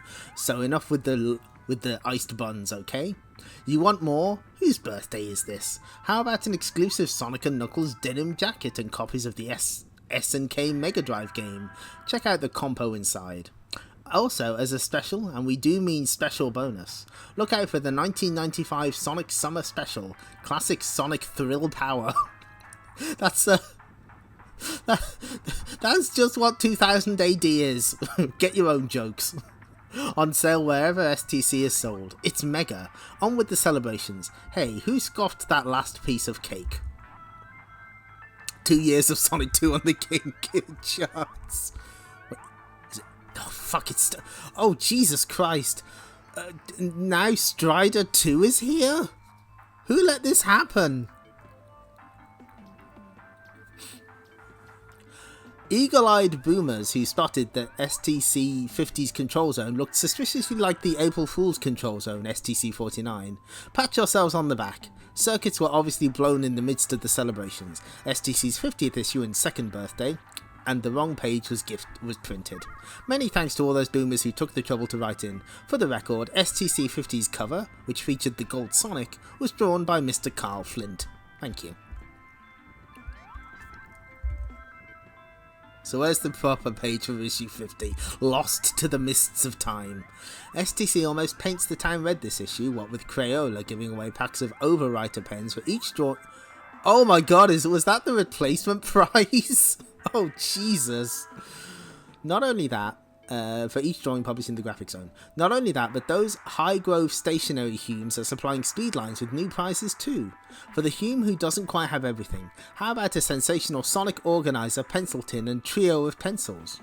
Snap Happy Humes are also due for a treat, as STC's Photo Zone will be giving away Sonic & Knuckles Fuji disposable cameras, so get those unusual Sega Sonic related snaps in the usual address. Remember, the more original the photo, the better. Each Sonic & Knuckles camera contains 27 full-colour exposures and has an automatic setting for perfect pictures. Just aim and click. I think I may have had one of these.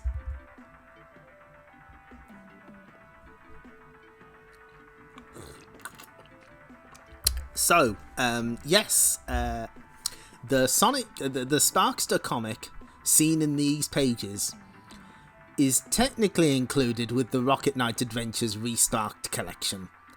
However, part of the deal that they made was that it could only be a physical version. So it's only included with, I think, every physical version of the game as like an actual comic. Has that come out yet? I've got to ask. Because, oh, yeah, Snatcher. Where's Snatcher? Oh shit, it's number 7. People know what's up. Good. Eternal Champions is still in the charts, surprisingly. One day we will be rid of Sonic the Hedgehog 2. One day.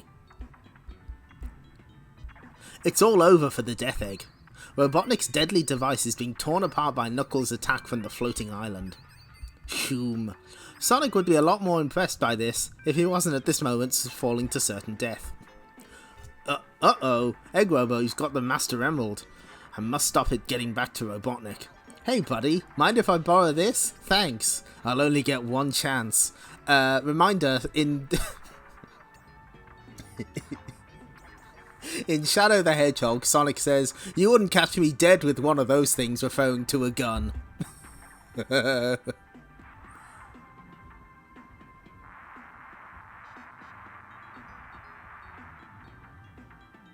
Finally, Sonic with a gun. It's what we've always wanted. And the crowd goes wild. How does the cool blue hedgehog do it? Shrak. Better yet, the emerald is falling onto the floating island. Score one more for the good guys. You won't live to enjoy your victory, Sonic. It's still a long way down. Oh yeah, I forgot about that. Wait a mo. That's short for wait a moment. Hold that pose, Chuckles.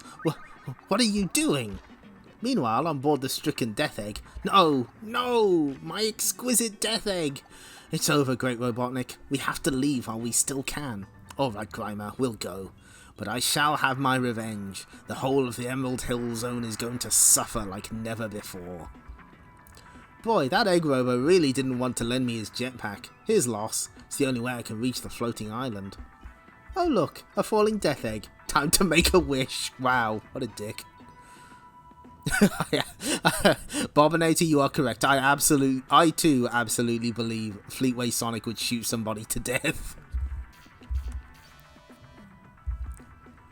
What do you know? It worked. There's the emerald, just where I expected it to be. Boy, this thing is heavy. Still, I've got to get it to the floating island's emerald chamber. Without its power, the floating island can't stay in the sky for much longer. I dread to think what would happen if it crash landed on Mobius. Kazak. I just knew you'd survive that fall somehow, Spike Ball. Now stand aside. I want that Master Emerald. Robotnik, don't you ever give up? Bukow, don't bother thinking of a reply, Walrus Chops. You don't have time. First I'm going to squash you like the insect you are. Then I'm going to take care of your precious Emerald Hill Zone. Permanently. Bthoom. Brak. You talk too much. Sktik. I've never seen him like this before. Never so savage. Krang.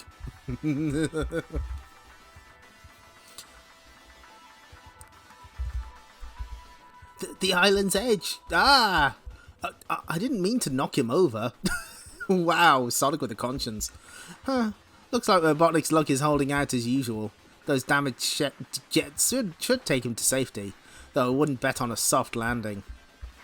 Knuckles, just when I don't need you. Later, Sonic. If we don't get the Master Emerald back to the Emerald Chamber now, it'll be too late to stop the floating island crashing. Not so fast, Sunshine. Don't forget, I got the Emerald off Robotnik, and I'll be happy to let you have it, in return for a little favour. 3 days later, off the coast of the Emerald Hill Zone. I wonder if we'll ever see home again.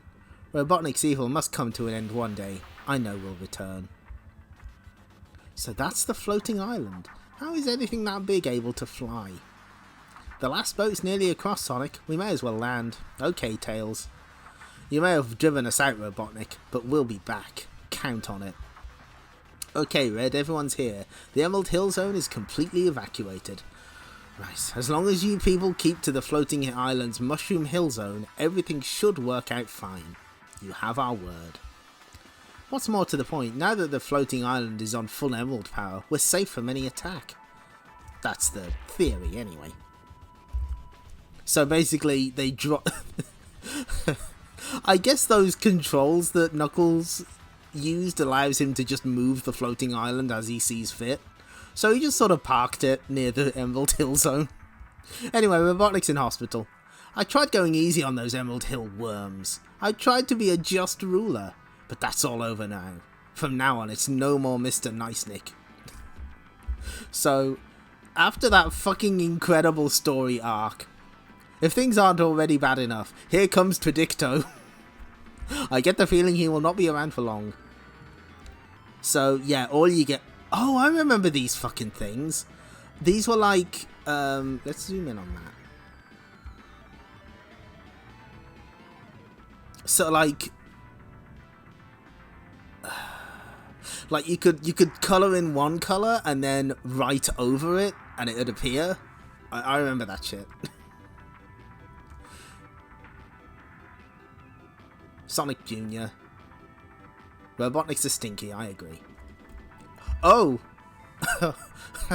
oh, what's this? Oh, is this a review of a game that didn't get released? Oh!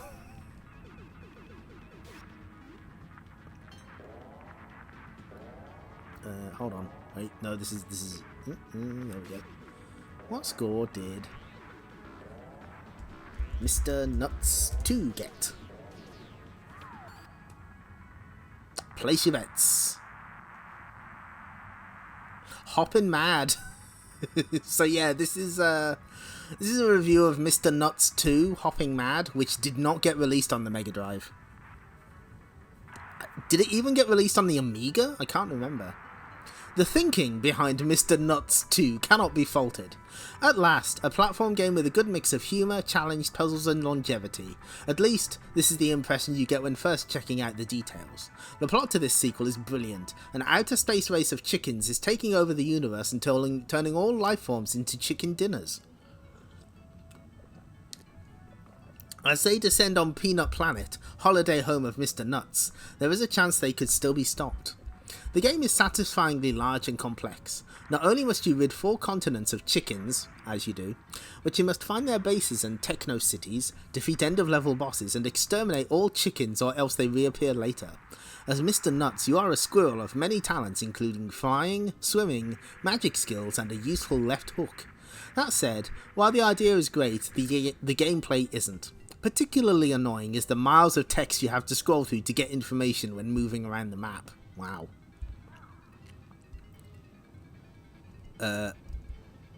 Okay, okay, right, this is a little tricky because some of it is oh, wait, hold on. Worse still, controlling your squirrel is a frustrating and clumsy experience. When Mr. Nuts flies with only one feather, all attempts to land him are a nightmare. At other times, your squirrel switches between being sluggish or too fast to rein in. While considerable praise is due to Ocean for creating a platform game which contains a full-scale adventure, Mr. Nuts 2 falls far short of its potential. On the plus side, it's a large game with plenty to keep you interested, and having password access cuts down on needless repetition. All in all, Mr. Nuts 2 could be better, but is well worth a look. It is on Amiga. Okay, thank you. 82, 74, 76. Good adventure element. Difficult to control Mr. Nuts. 80%. What the fuck? What are these scores? Oh, somebody's getting a big fucking payday.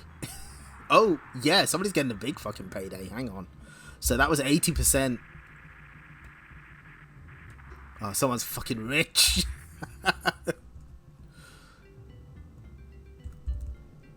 For an unreleased game, they could have given it any score they wanted, yeah.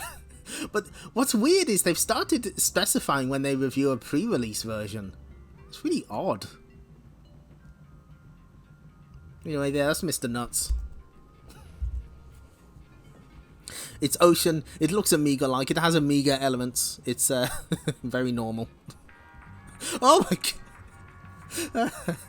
god. How many people?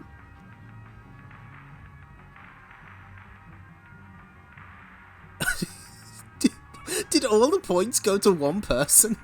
Damn, called it.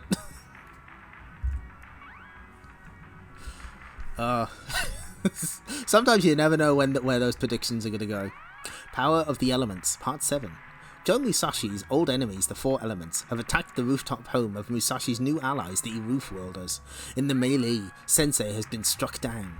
Sensei! Too late, old fool. Too late for you. The old man is gone. So will you soon. No. Wham. Ha! You are a valiant fighter. I will make this... Oops. Whoops. Too far. You are a valiant fighter. I will make this quick. Wait, what are you doing? You think I'm a fool? I know your power comes from the earth. To render you helpless, I just have to separate you from the ground. Wow. You're a fool. You can't hold me up here forever. I don't intend to. No! Woomph. Sensei. Your magic cannot harm me. My water power is the perfect defense against all force. Perhaps so, but what will happen when water meets fire? Flash. Ah! You would have thought this had come up in previous battles. That seems like a kind of a problem. Sensei. Poison hand. Deadly unless its effects are undone. But only Sensei has the knowledge for something like that. Oh, there's like a fucking handprint on him. Sick. Separate from the roof, yeah. I have a little knowledge too. Oh shit. Oh my god. Yes. Oh. A fucking full page, mostly full page spread for the healing magic. There. I've taken the pressure from his vital Ohi junctions. He should recover fully in a few days. Stay with. Thank you, Sensei. Your invitation does me honor, but I have my own giddy. Samurai expression meaning unavoidable duty. Megadoid, thank you. Thank you for helping Sensei. He'd do the same for any of us. Where will you go? I have my own Sensei, and the Neozed aren't finished with him yet. My war isn't over. Many battles lie ahead. Perhaps we'll meet again. Farewell. The end. Shinobi's battle will return to STC soon. No they don't. This is the end. This is the end of Shinobi stories. There was never another one. What even fucking happened to the four elements? Did they just fucking dip? Are they dead? What the fuck? Yeah, no, so no time. Oh, giddy. Oh, it does check out. Okay, good.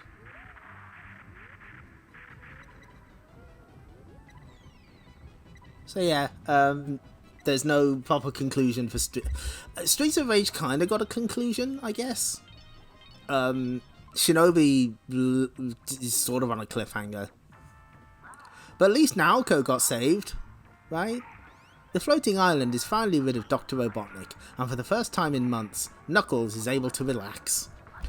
This is great. I was beginning to think I'd never see the Master Emerald back in the Emerald Chamber. See recent Sonic stories. So, fucking Richard Elson is doing double duty now. He's been doing the Sonic 3 and Knuckles stuff, and now he's doing a Knuckles comic straight in.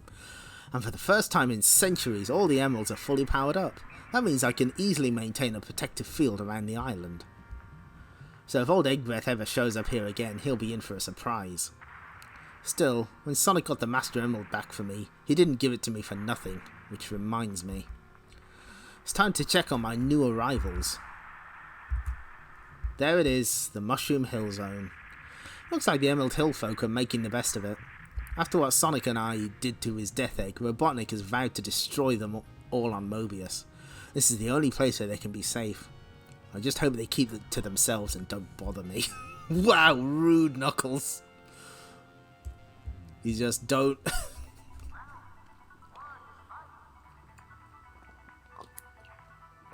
Don't bother me between 5 and 6 in the evening. That's Knuckles time. Look at the size of that crater. It's hard to believe that it was caused by just one blast from Robotnik's Death Egg. Hey, what's that? Has ancient writing on it. Rats, I was never much good at translating this stuff. Hang on. It says something about a gateway to a dream country. Ooh. Uh-oh. I think I touched something I shouldn't have. Ah, what's happening to Shri? Me. Huh? What is this place? Keep your eyes peeled, Knuckles. Wait a minute. That writing didn't say the Dream Country. It said the Nightmare Country. My people's name for that weird dimension now known as the Special Zone. Ugh. This place sucks. Oh, that's just great. The Special Zone. Easy to get into, but just about impossible to get out of. Put all thoughts of escape behind you, villain. Now what? You face the all-knowing, all-seeing Omniviewer. Your alliance with the despot Robotnik is well known to me. Hands up anyone. Wow! Hey, if you're a fucking nerd, put your hands up. Hands up anyone who remembers the Omniviewer's first appearance way back in STC number 8. Hey, nerd.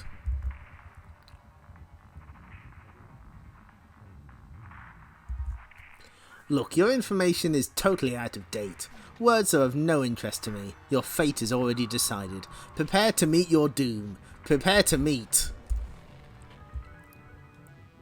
Chaotix, Guardians of the Special Zone. Hold on, wait. The power of Chaotix. So, do you notice there's someone here who doesn't quite belong? Isn't there... Are you a Sado? An Anorak? The ever-fashionable, hip and groovy Megatroid. So, yeah, there's an extra guy here. Everyone's favourite appears and then fucking blows himself up like he's Dick Dastardly in Wacky Races. Fang the Sniper is here. Or Knack the Weasel, as I believe he's referred to here. One of them is not like the others, that is true. One of them is from a Game Gear game. A game that was reviewed last issue, even.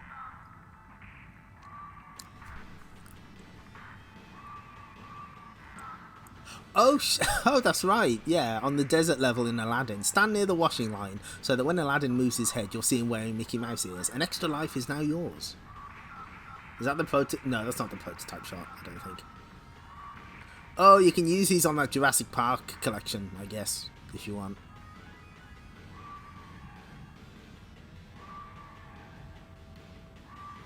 Infinite lives. Oh, yeah, that's right. So this is a really famous trick. I think I showed this off.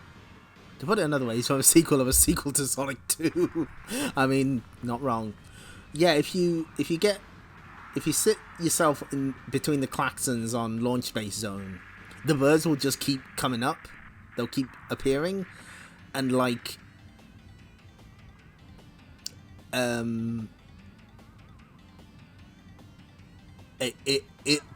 if you just stay in a spin dash state, it thinks that you're jumping on top of them without hitting the ground, so it gives you like a shit ton of points. Level select, bonus points, Game Genie. Oh, infinite balls. Anyway, here's the fucking crowd pleaser.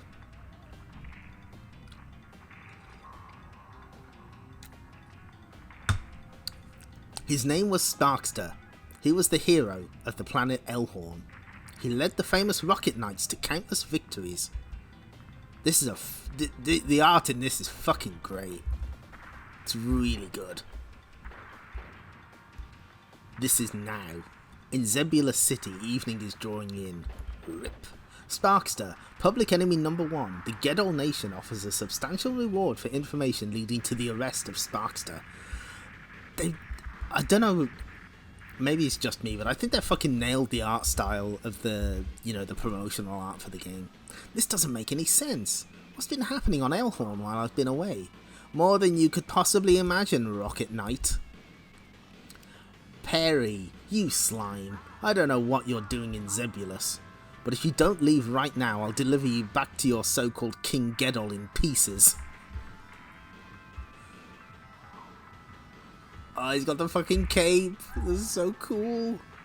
Oh, Sparkster, if only you knew, but alas, explanations bore me, so... Grum, kill him. Right, Chief, you bet. One barbecued opossum coming right up. No, you fool. Sparkster's not important, but if we damage the mystic armor, King Gedol will have our heads. Boosh. Must have burned up to nothing. Don't be so ridiculous. He's obviously escaped somehow.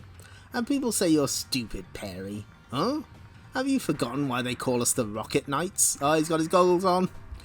There's no us anymore, Sparkster. You're it. The last of the Rocket Knights. Title drop. Don't go away, Perry. We have a lot to talk about. And since I hate to be interrupted while I chat, I'll just deal with your friends first. Gak. Shk. But don't worry, you won't get bored. I'll only be a minute. Thick. And don't think I've forgotten about you, Grum. This armour is the new E2S model, isn't it? E26 model, isn't it? Let's see if it has the same floor as the E25. Yes! Skaboom! Yep, same old floor. God, this art is so good. Ah.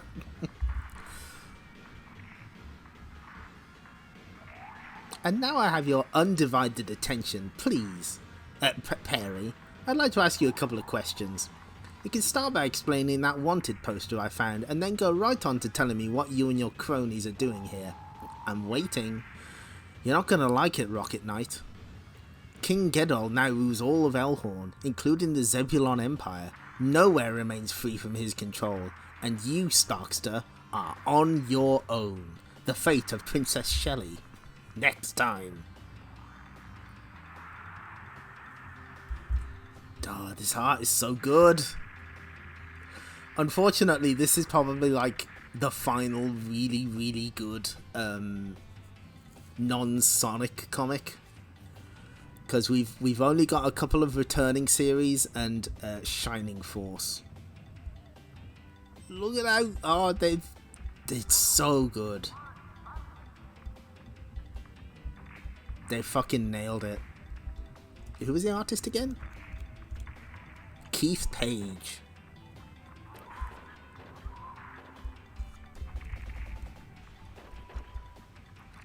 Oh. Fucking speaking of series returning, I really enjoyed the first series of Kid Chameleon. Seeing him change from Samurai to Cyclops to Iron Knight. Will he ever return to STC to fight more giant monkeys and invincible folk? Funny you should mention that, Jason. A new 6-part story of The Kid begins next issue. That's what his friends call him. Oh shit, look at that Rocket Knight art. Hell yes.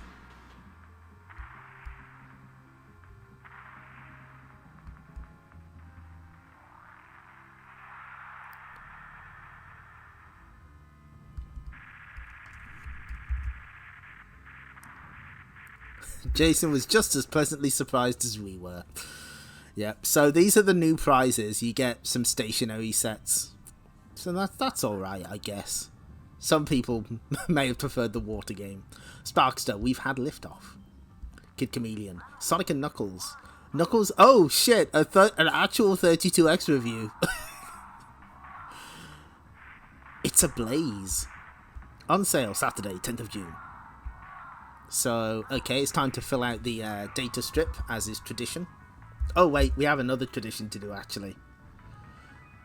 As we celebrate to our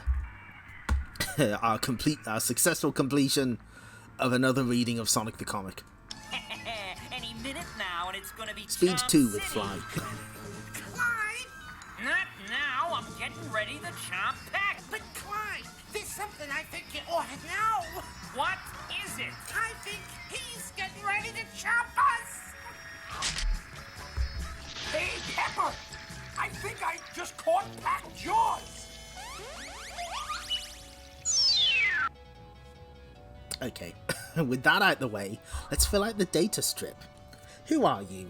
Tell us your name, age, and address. My name is, let me think, Edward Randy. And my address is Data Eastland. Age, it's rude to ask.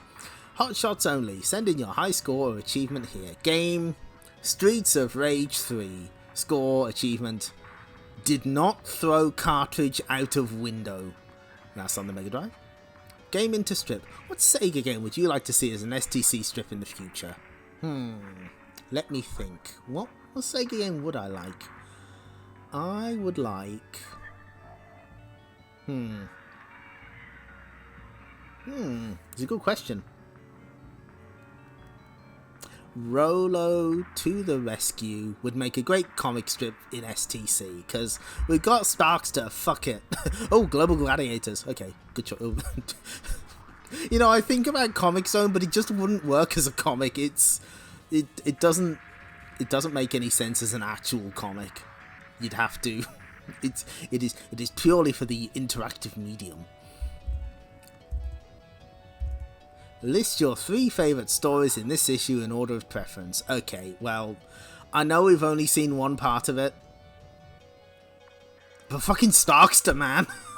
That is so... Oh, the art is so good. I think the Sonic 3 adaptation was also really good. Some excellent full-page panels. A full double spread. Shinobi was, like, fine. I didn't feel particularly strongly about it. Oh, no. I know what I'd put in third. Captain Plunder. Give me more of that guy. He's cool. He will be returning, don't you worry. There's plenty of Captain Plunder to go around. Yeah, all the stories were pretty decent. I think, like, honestly speaking, the main sort of bad ones are in the past. Pirate STC is done. We'll never see it again.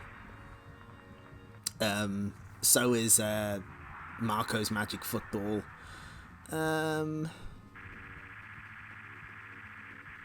Yeah, I think those are the main ones. I do like the Zonerunner stories. I think they're cute. They're clearly an excuse to draw lots of sheep people, but that's fine. But what about you, chat room? Speak to me. Tell me your thoughts. What strips did you enjoy this stream?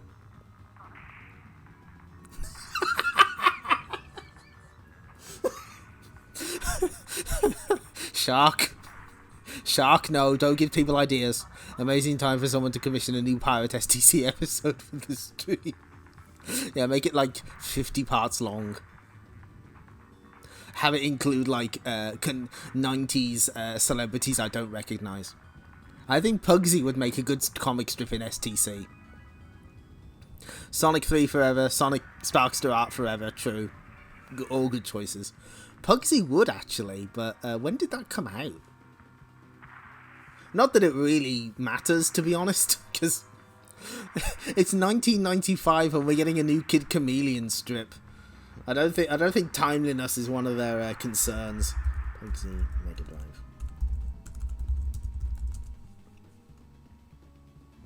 Oh, it was 93. Okay.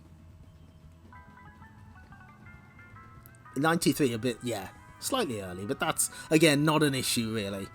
I like how there were reviews of games that ultimately didn't get released on the system they were reviewed on. Yeah, there was, you had Mr. Nuts and the Scottish Open. I've got to wonder what happened to that prize they were promising.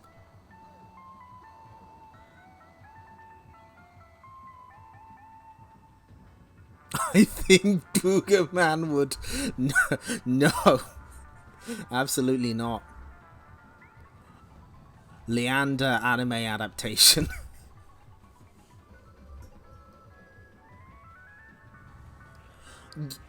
I was about to say Lomax the Lemming probably would have been a good choice, but I don't know. Maybe Max Overload would have got that instead.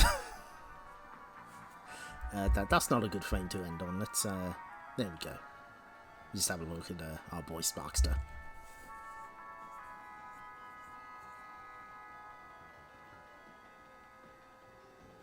You know what would have been sick? I think I mentioned this in like the first stream. Alicia Dragoon. That would have been a good choice.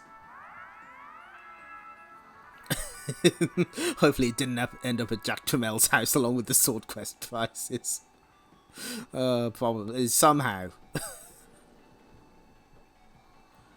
Yeah, I think this is a pretty good run of stories.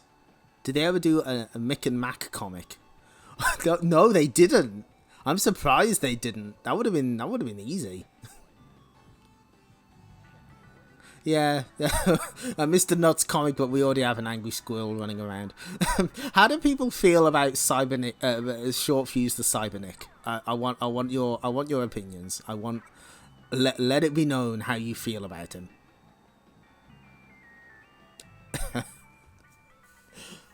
Some people don't seem to like him. I do know he introduces his story is where Techno the Parrot comes in, and Techno the Parrot is a non-binary icon, so they're cool. Rockman Mega World comic where they get Roll's hairstyle wrong. Oh, gee, fucking when I was done with Mega Man 1, I went to play the Wily Wars version. Oh, it's fucked up. There's all sorts of things that are just wrong about it. A result of Mega Man 1 not being quite the same as Mega Man 2 and 3, but they essentially used Mega Man 3 as a base for all those games in the Wily Wars. Short Fuse is not bad. Yeah, it depends on the writing, really. I think he gets... He sort of gets... his stories get a little better, I think. The Sonic's world is truly a land of contrasts. I can say that for certain. I actually, thinking about it now. Yeah, I think Shinobi was the earliest Shinobis were pretty good, and it's fine. Like it's aggressively fine.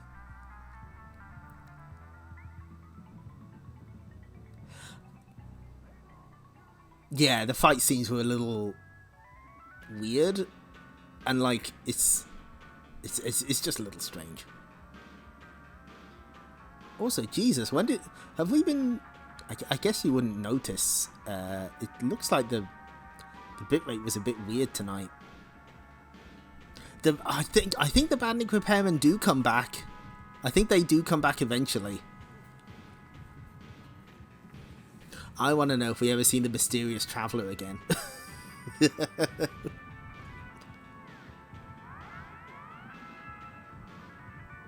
Oof.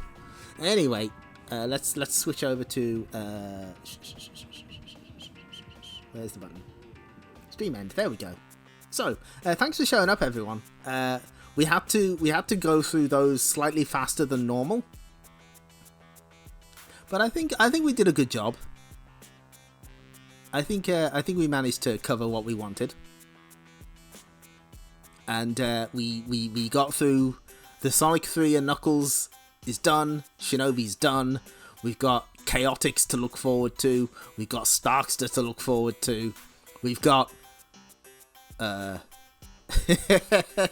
thank you, Incident. I will take care of yourself. We've got the fucking Sparkster comics. We've got Kid Chameleon is in our future. You know who else is in our future? Fucking Echo the Dolphin's coming back. Oh, you thought we were done with that dolphin motherfucker? Absolutely not. Fuck, when does he come back? I think that's like after Kid Chameleon. Hold on, let me check the guide to the non-Sonic stories in Sonic the Comic that I'm definitely not working on in secret. Yep, straight after Kid Chameleon.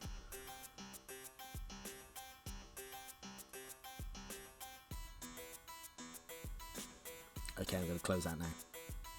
So yeah, the dolphin is coming back. God, I don't know what people are gonna make of the fucking Shining Force comic. Not even I know what the fuck's up with that. Okay, so yeah, we're what's happening next week? It's finally time. Wednesday is Mega Man 2. Or sorry, Roll Chan 2. Now, I'm gonna be honest with you. I already know the boss weaknesses. Video game osmosis means that that's the most popular Mega Man game. There's no way I was going to escape that. However, I've never really played it properly. Like, I haven't played like a full level, so my knowledge of the actual levels themselves, as well as which stages give you items, like the mobility stuff, a complete unknown to me. I've also been informed that there are different levels of boss weakness, so there are multiple ways we can approach them. So it won't be quite as, how do I say? Like, I know a bit more. I could pretend, but I'm not a very good actor. I would never lie. Yeah, it's not. Yes, that's me and Shark were talking about it, and he mentioned that like there's different tiers of boss weaknesses. So I think that would make it a little more interesting. I'm gonna try and not necessarily go for weaknesses straight away. So we'll see how it goes, but it should be fun. So that's going to be Wednesday. So on that note, I've got to go. What is Mario versus Airman? I don't. What is? I don't understand. I'm missing important data.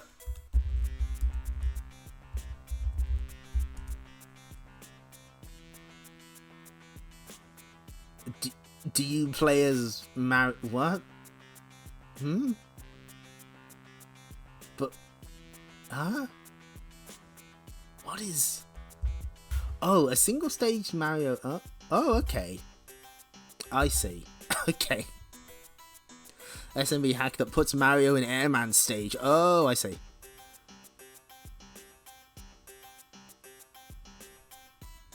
Yeah, but it's Roll's game. That's what we're playing. We're playing Roll's game. She has nothing to do with Mario. They've never met. I don't think. It does sound like magic. That is true. Probably some wizardry going on there. Anyway, I am going to go sleep because it's really warm here and my voice is going. But I had a lot of fun and I hope you did as well. So I will see you next stream. Take care, everyone. Bye bye.